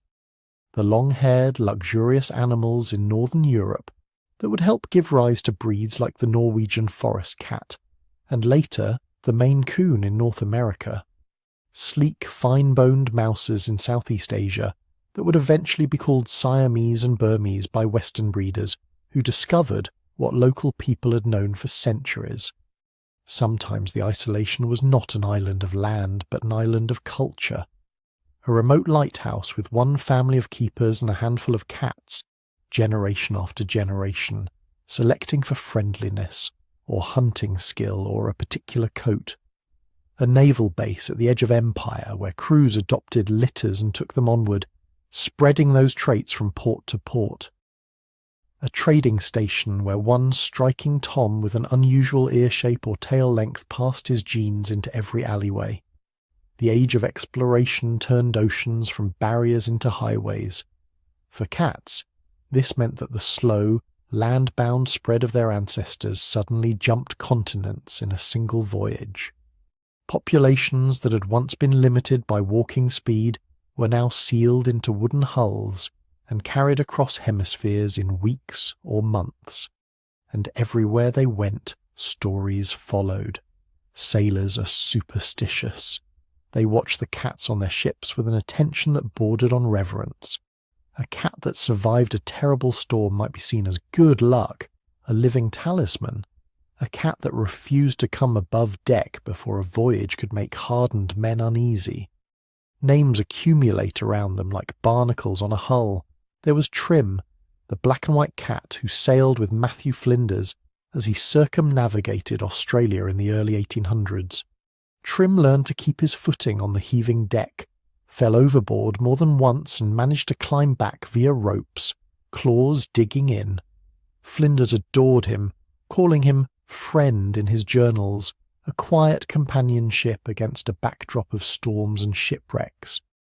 There were the nameless cats aboard whaling ships, hunting rodents while their human shipmates hunted leviathans.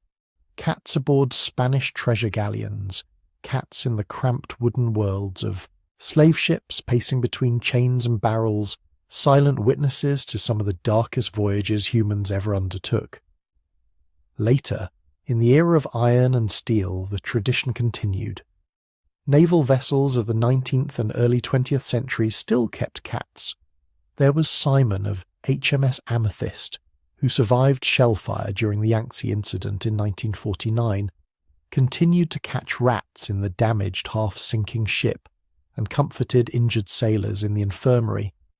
He was awarded a medal, the Dickin, for animal gallantry, but from his perspective he'd only done what his ancestors had always done: hunt, endure, stay close to the humans who fed him. Multiply these stories by thousands of voyages over hundreds of years, each ship's cat a small node in a global web of movement, each pair of paws tracking sawdust and salt from deck to dock, from dock to alley, from alley to farmhouse. Their spread was not a neat wave, but a constant sprinkling, a dusting of felines over every coastline humans touched. By the end of the age of exploration, cats had done something almost no other domesticated animal managed. Without being driven in herds, without being loaded as cargo, without having entire professions built around their transport, they had nonetheless reached almost every corner of the inhabited world. Not as carefully controlled breeding stock, but as working passengers, colleagues, quiet, efficient specialists contracted by necessity. The planet, which had once held pockets where no small feline eyes watched from the shadows, was now ringed by their presence. Ports that had never known the scrape of claws on wood now echoed with it. Islands that had evolved in splendid isolation now heard, for the first time, the low, throaty purr of a creature that had chosen, long ago, to live in our shadow. And above all those new coasts and strange foreign skies, cats did what they always do when the day ends. They found a warm place to curl up, on a bunk beside a sleeping sailor, under a crate in a lantern-lit warehouse, in the corner of a rough settler's hut, where the wind hissed through gaps in the boards and rodents rustled in the dark, tail wrapped around their nose, ears half-tilted, never fully off duty. The world had grown larger for humans, mapped in latitude and longitude, trade winds and sea lanes. For cats it had grown larger too, but in a different way. New kinds of prey, new hiding places, new humans to study and train. They had circled the globe not with maps and compasses, but with patience, claws, and an unspoken agreement made long before any sail ever caught the wind.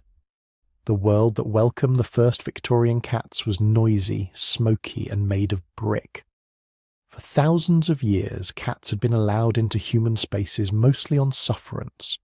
They caught mice on ships, guarded granaries, haunted barn lofts and alleyways. Useful, yes. admired sometimes, but still workers, still half wild. Then the 19th century happened. In just a few human lifetimes, huge stretches of Europe and North America were transformed. Fields became factories, villages swelled into cities, railways stitched distant places together with iron threads, gas lamps turned night into a hazy imitation of day. And cats followed us, not because anyone invited them, not at first. They came because cities, like granaries and ships before them, produced what cats had always loved most: rodents, hiding in the walls and scurrying through the sewers. Wherever humans concentrated food and trash, the mice and rats came. Wherever the rodents came, the cats slipped in after them, like shadows in the new urban glow. But something subtle was changing. In a farmhouse, a cat could be just another tool, a living trap that you didn't have to think much about. In a city apartment, a single animal sharing your small, crowded space started to look different. When you spend every evening in the same 2 or 3 rooms, the small warm creature asleep on your chair isn't just a hunter. It becomes part of the landscape of your life. Industrialization didn't just build factories, it built loneliness. People moved away from extended families, from familiar fields and old neighbours, into rooms stacked on top of other rooms, separated by thin walls and thick routines. Cities could be crowded and isolating at the same time, and into that strange, new, emotional environment stepped the cat. Still catching mice, yes, but now also sitting in laps. By the middle of the 1800s, that shift had begun to crystallize into something the world had never quite seen before. The idea of the cat as a proper companion.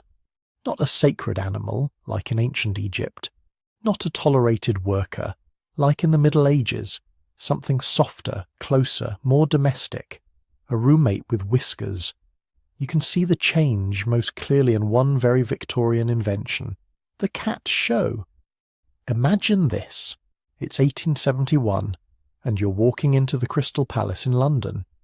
This building is already a symbol of the age, a vast greenhouse of iron and glass designed to celebrate industry, progress, and all the marvels the British Empire could gather. But today it's full of cats. Rows of cages are lined up like little golden stages, each containing an animal that, in another century, might have been prowling a barn. Now they have name cards, descriptions, categories. Judges walk by taking notes, spectators leaning close, murmuring to each other about coat, temperament, elegance. This wasn't an accident. It was orchestrated. A man named Harrison Weir, often called the father of the cat fancy, decided that the animal who'd been living in our shadows for millennia deserved a day in the sun. He organised that first Crystal Palace cat show. He drew up classification standards.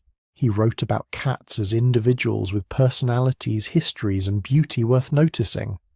In doing so, he did something quietly revolutionary. He took the cat out of the anonymous swarm of alley and barnyard life and placed it on a pedestal, sometimes literally, as a subject of admiration. The same culture that had created breed standards for dogs, cattle, and horses now turned its measuring gaze on felines. Soon, others joined him. Frances Simpson, a writer and enthusiast, became one of the first great chroniclers of the cat world. Her books and lectures in the late 19th and early 20th centuries helped turn cat fancy from a novelty into a movement. She didn't just describe breeds. She told stories about living with cats, about their quirks and charms, about their right to comfort and care.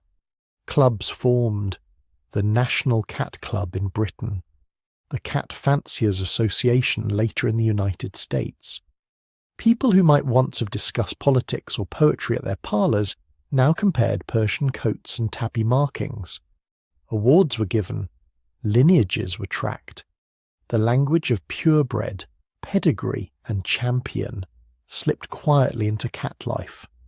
From one angle, this looks like mere fashion, Victorian fussiness applied to fur and whiskers. From another, it marks a deeper shift. When we start to plan an animal's ancestry, we're no longer just tolerating its presence, we're imagining its future, deciding what kind of cat should exist. Tall ears or small, long hair or short, calm temperament or fiery independence. The Victorian cat fancy movement turned cats into subjects of deliberate design. But breeding wasn't the only way urban life remade the feline role. The very structure of Victorian cities reshaped the relationship with cats. Urbanisation compressed life into vertical piles. Tenements and townhouses stacked humans above shopkeepers above cellar-level storage. Rodents still thrived, but now the battle against them took place within narrow corridors and cramped rooms. In this tight private world, cats' social skills mattered more. A barn cat that scratched everyone who passed might be tolerated if it kept the grain safe. A city cat shared a bed, a hearth, and sometimes a table. House cats were now expected not only to hunt, but to coexist. People began to talk about good-natured cats, amiable cats, sweet-tempered cats. They praised animals that tolerated children, that learned household routines, that seemed to understand the rhythms of human life. The more time cats spent indoors, the more their success depended not just on claws and teeth, but on charm. Art noticed this first. Before the Victorian era, cats appeared in paintings as symbols of sin, of sensuality, of domesticity. They sat in the corners of Dutch still lifes, slinking under tables, sometimes stealing a fish. Useful props, more metaphor than individual. Then artists began giving them centre stage. Louis Wain, an English illustrator, became fascinated, some would say obsessed, with cats. His images showed them wearing clothes, drinking tea, playing cricket, attending concerts. At first whimsical, later increasingly surreal, his cats reflected a new idea, that these animals had inner lives, that they might experience the world with something like human awareness. Other painters softened the cat's image. Kittens curled beside lace-draped cradles, sleek cats soaked in lamplight on velvet chairs. The animal that had once symbolized witchcraft and darkness now glowed in the warm tones of domestic comfort. Literature followed. Children's stories included cats as companions, not just tricksters or villains. Authors like Beatrix Potter, a little later, would famously anthropomorphize other animals, but the Victorian groundwork was already there. Animals as characters you might love, not just creatures you might fear or exploit. Even serious writers began to describe private lives that included cats. Personal letters mention them. Diaries note their habits. The quiet presence at the edge of the writing desk, the soft weight at the foot of the bed, the gentle interruption of a paw on a book. Then came the lens. Photography arrived in the mid-19th century, catching everything from war to weddings. It also caught cats. At first, studio photographers used them as props, something to occupy a restless child, a symbol of coziness in a family scene. But gradually some people started bringing in cats the way we might today, not as decorations, but as subjects. There are faded Victorian photographs of cats posed on little chairs, surrounded by toys, sitting next to their owners. Long exposures made it difficult to capture their movement, so early cat photos tend to show them unnaturally still, staring solemnly into the lens. Yet even frozen in place, they radiate personality. For the first time in history, ordinary people could fix their cat's image in time, keep it after the animal had grown old and gone. That act of memorializing a specific cat with a specific face quietly reinforced the idea that this individual life mattered. As affection and attention grew, so did something else: responsibility. If a cat is just a worker, you don't worry much about its food beyond whether it can catch enough. If a cat is a companion, that changes. You start to ask different questions. Is it hungry? Is it comfortable? Is it clean? In the early and mid-19th century, most cats still ate scraps. Whatever was left from the table, whatever they could hunt, whatever they could steal. But as urban living reduced access to prey, and as middle-class households became more conscious of hygiene and order, scraps and scavenging started to feel inadequate, or at least inelegant. By the late Victorian era, the foundations of modern pet care were being laid. The very first commercial cat foods emerged in this period, and just after, inspired by the success of canned and prepared dog foods. Entrepreneurs realized there was money to be made in feeding not just working animals, but cherished ones. Simple concoctions of meat, grain, and fat were marketed to urban owners who wanted their pets healthy, but also didn't want to deal with raw offal in a tiny kitchen. Sanitation concerns nudged things along too. As more cats lived entirely indoors, the problem of where the cat goes could no longer be ignored. Early solutions were primitive. Sandboxes, ashes, dirt in trays. But the basic idea had appeared. You create a specific place, inside the home, where the cat is allowed to perform a very natural act. You accommodate its biology to your walls. The true revolution in cat litter, absorbent clay marketed specifically for this purpose, wouldn't arrive until the mid-20th century. But the Victorian mindset made it possible. Once you see an animal as a member of the household, you start redesigning the household around it. Bowls, cushions, collars with engraved name tags, locked cupboards to protect food from clever paws. These details sound trivial, but together they mark a boundary crossing. From outside to inside, from tolerated presence to planned for roommate. By the end of the Victorian era, the cat had completed a journey that had taken thousands of years and a single human century. It was still the hunter from the granary, the mouser from the barn, the stowaway from the ship's hold. Its eyes still glowed in the dark with that ancient wild intensity. Its body still moved with the same silent precision that had once stalked desert rodents under Egyptian stars. But now it also did something new. It sat on embroidered pillows in front of coal fires. It walked across piano keys in drawing rooms. It purred on the laps of clerks, factory workers, and novelists at the end of long, exhausting days. In paintings and photographs, in cat shows and parlour games, in the quiet space between the ticking of clocks and the breathing of sleeping cities, the Victorian cat became something almost unheard of in earlier ages. An equal presence in the private theatre of human life, from worker to companion, from shadow to subject, from anonymous mouser to named family member. And once that transformation began, it was impossible to reverse.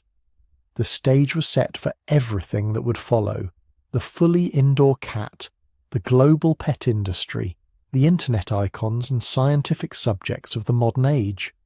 But all of that still lay ahead. For now, in gaslit rooms beneath the sooty skies of 19th century cities, humans and cats were learning something new together. How to share not just food and shelter, but time. How to build a daily life in which the soft weight of a sleeping cat on your feet was not an accident, but an expectation. The long partnership had taken a new shape, and in the quiet spaces between factory whistles and carriage wheels, the purr of companionship was beginning to drown out the sound of tiny running feet in the walls. By the time we reach the 20th century, that quiet pact between humans and cats has spread to almost every corner of the planet. For thousands of years, cats have moved with us slowly, riding caravans and ships, appearing in temple murals and household shrines. Then, in just a few human lifetimes, something like an evolutionary explosion happens, not in their bones this time, but in their numbers. Picture the world in 1900. Most people still live in rural communities. Cities exist, but they're smaller, smokier, denser. Cats are there, of course, on docks, in alleys, in barns at the city's edge. They're workers mostly. Rat control, grain protection, unofficial, half-tolerated members of the household, still more wild than pet. Now press fast forward. In 1950, there are a little over 2 billion humans on Earth. By the early 2000s, there are more than 6 billion. Cities swell into megacities. Apartment towers pierce the sky where fields used to ripple. Rural families pour into urban centres, and with them comes a problem as old as agriculture. Rodents, waste, food stores concentrated in small spaces. Cats step into this new ecological niche like they've been preparing for it for 10,000 years. In country after country, the same pattern appears in the data. Cat numbers climb. In the United States, estimates of pet cats go from a few tens of millions in the mid-20th century to well over 90 million today, with many more living as strays or ferals. Across Europe, Japan, Latin America, the story repeats. Wherever urbanization rises, feline populations follow, until in some cities there are more registered cats than children. But this isn't just about numbers. Something subtler is happening. For most of their shared history with us, cats have been tolerated guests, useful, sometimes beloved, but always a bit apart. In the 20th century, especially the second half, they start becoming something else entirely. Ideal urban companions. Think about what a city is like from a cat's point of view. Limited space, unpredictable schedules, neighbours stacked above and below instead of spread across a landscape. For many traditional domestic animals, cows, horses, even large dogs, this world is a cage. For cats, it's an opportunity. They're small, they're quiet. They can spend 16 hours a day sleeping on a windowsill and consider it a good life. Unlike dogs, they don't need to be walked several times a day. Unlike many birds or exotic pets, they don't require complex environmental setups. Their litter box fits in a corner. Their hunting instincts adapt seamlessly to toy mice and the occasional unlucky cockroach. Most importantly, cats are one of the few domestic animals whose social behaviour is flexible enough to tolerate high-density living. A village barn might see a dozen cats sharing space. An apartment building can hold 100, scattered across floors, coexisting with minimal conflict. They've been practising for high-density life in granaries and harbours since the Bronze Age. The modern city is just a more vertical version. But it's not only convenience that makes them perfect for modern living, it's their emotional profile.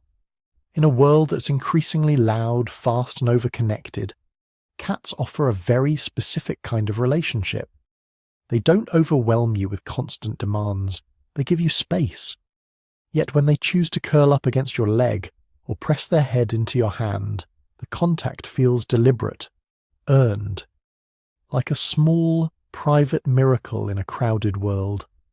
For a long time, people assumed this was mostly projection, that cats were aloof, semi-tame predators who had learned a few tricks to manipulate human caretakers. Then science started to catch up with what cat people had been insisting for centuries. In the late 20th and early 21st centuries, researchers began turning the tools of modern behavioural science and genetics onto the animal purring on the couch. What they found was complicated and strangely familiar. Take cognition. Early studies suggested that cats were less attuned to humans than dogs.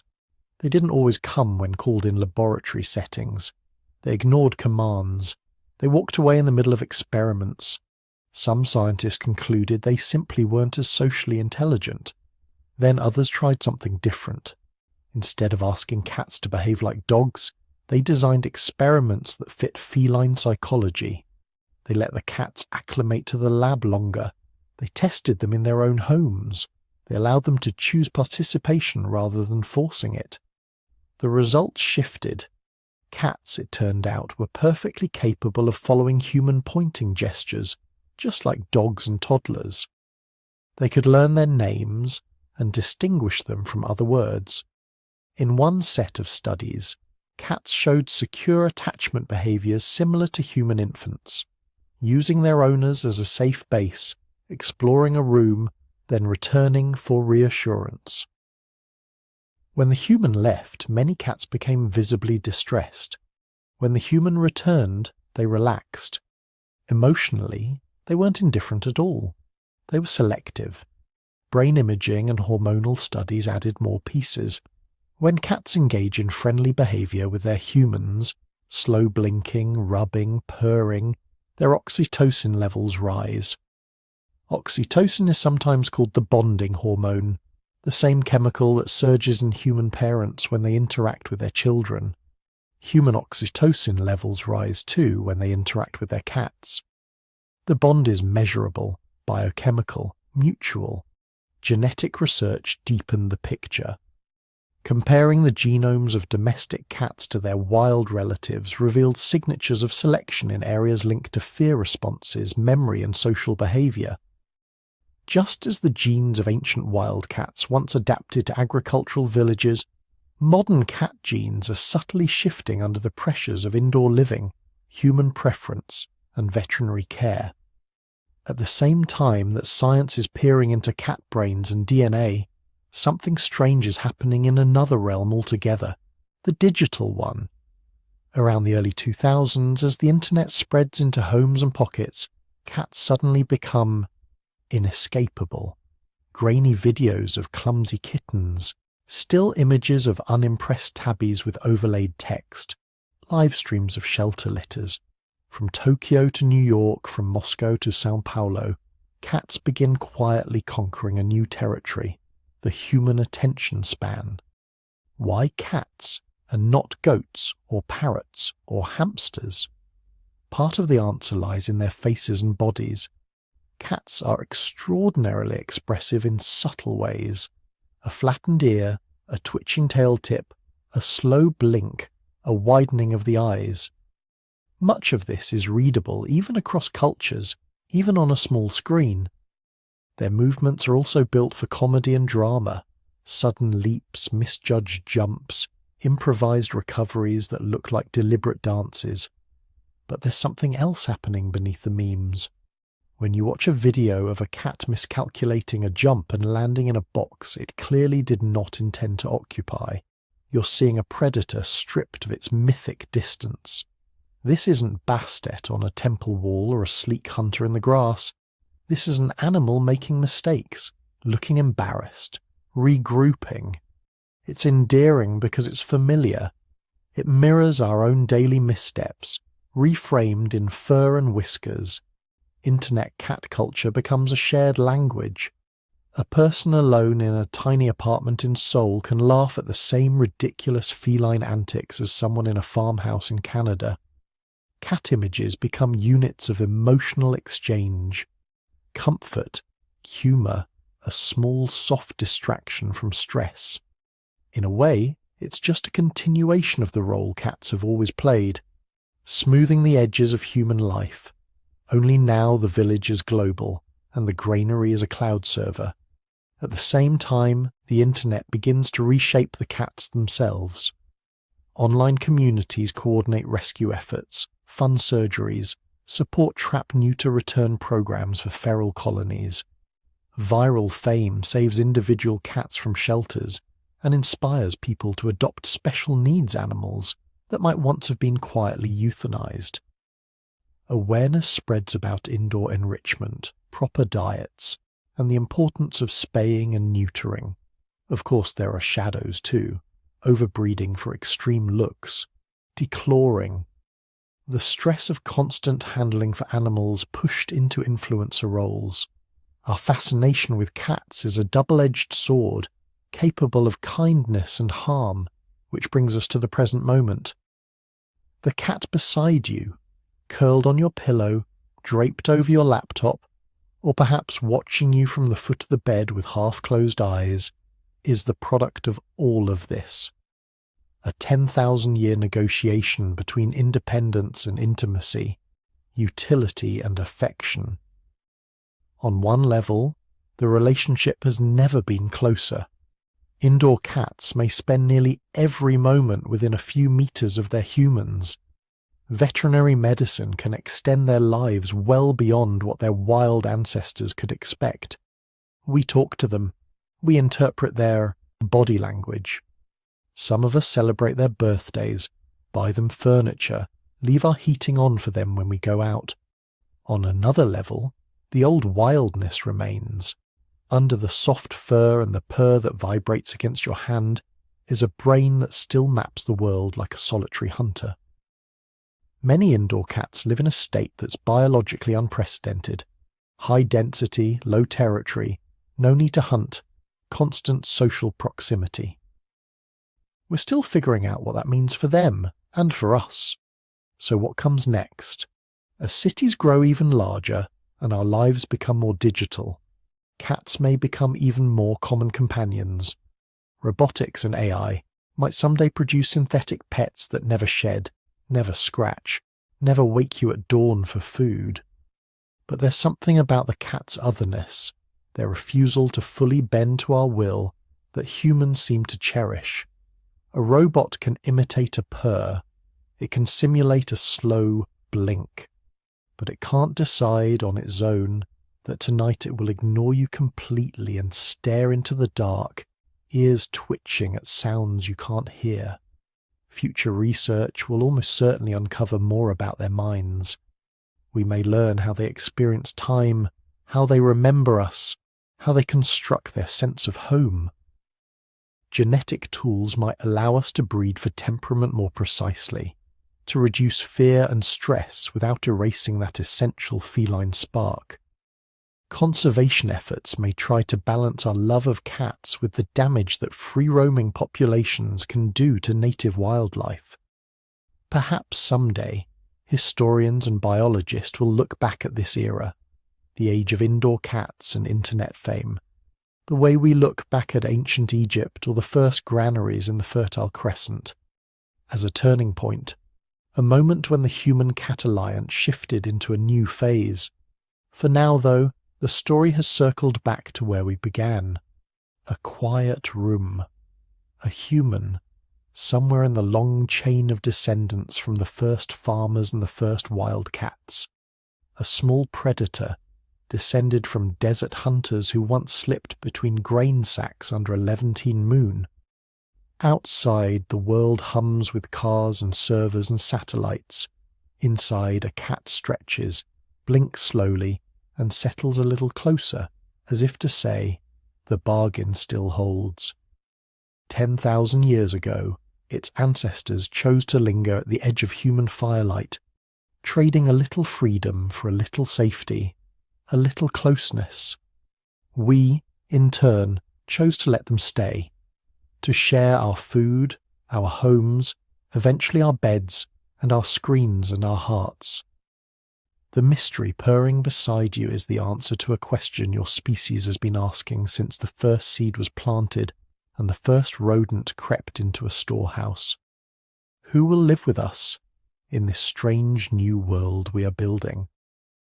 The cat's presence is our answer. This is who. So now, when you look at the cat beside you, you're not just seeing a pet. You're seeing the end point of a journey that started in dry grasslands under unfamiliar stars. A small solitary hunter, perfectly tuned for stalking birds and rodents in the dusk, slowly stepped across an invisible line. From wildcat to camp follower, to guardian of grain, to sacred being, to sailor, to city dweller, to the creature currently cleaning its paws at the edge of your bed. It wasn't one moment. It was thousands of years of almost choices.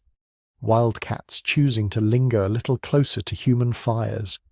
Farmers choosing not to drive them away. Priests choosing to carve them into temple walls. Sailors choosing to bring them on ships. Families choosing to let them sleep on the hearth instead of outside. A chain of tiny decisions, small preferences, quiet tolerances, all adding up to the strange fact that there are now more house cats than lions, tigers, leopards and cheetahs combined. And yet, even after all this time, cats are different from almost every other domesticated animal. Dogs bent themselves around us. They watch our faces, read our gestures, live inside the emotional gravity well of human attention. Horses were reshaped to carry us, to pull us, to work in step with our needs. Cows, sheep, goats, chickens, their lives are almost entirely written by human hands. Cats took another path. They never completely surrendered the wild. Their bodies are still built for solo hunting, not team effort.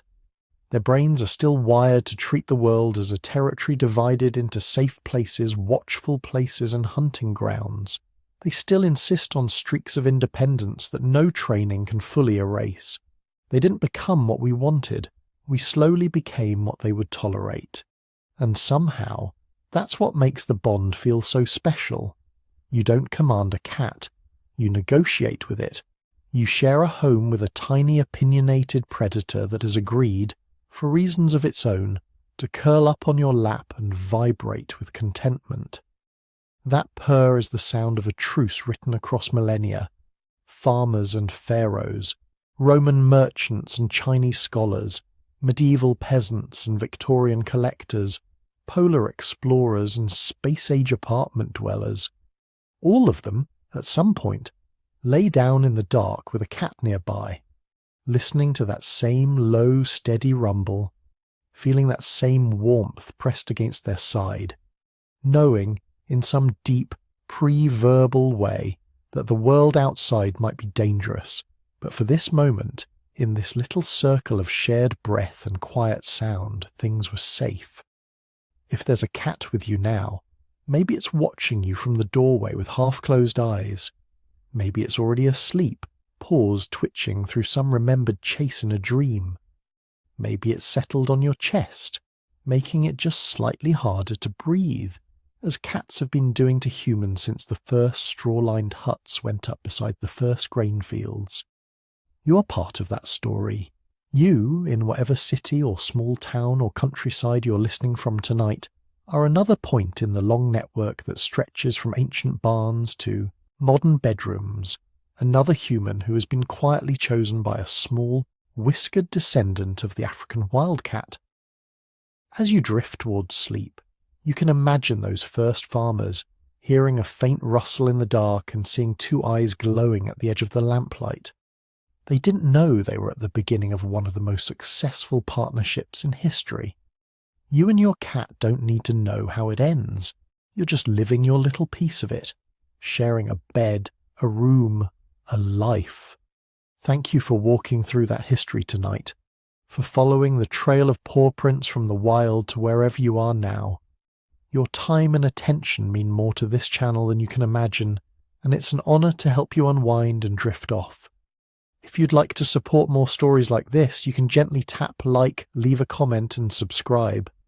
If you feel awake enough, you might even tell us where you're listening from and whether there's a cat sharing the night with you. It helps more than you'd think, and it also helps this little community find each other across the dark. And if you ever want to go one step further, there is an optional YouTube membership for the channel. It's there for those who wish to support these videos a bit more, but it is completely optional. Just you being here, listening, is already enough. For now, you don't have to do anything. The story can fade, the room can soften, the cat, if there is one, can curl a little closer, and you can let the long shared history of humans and cats carry you gently into sleep.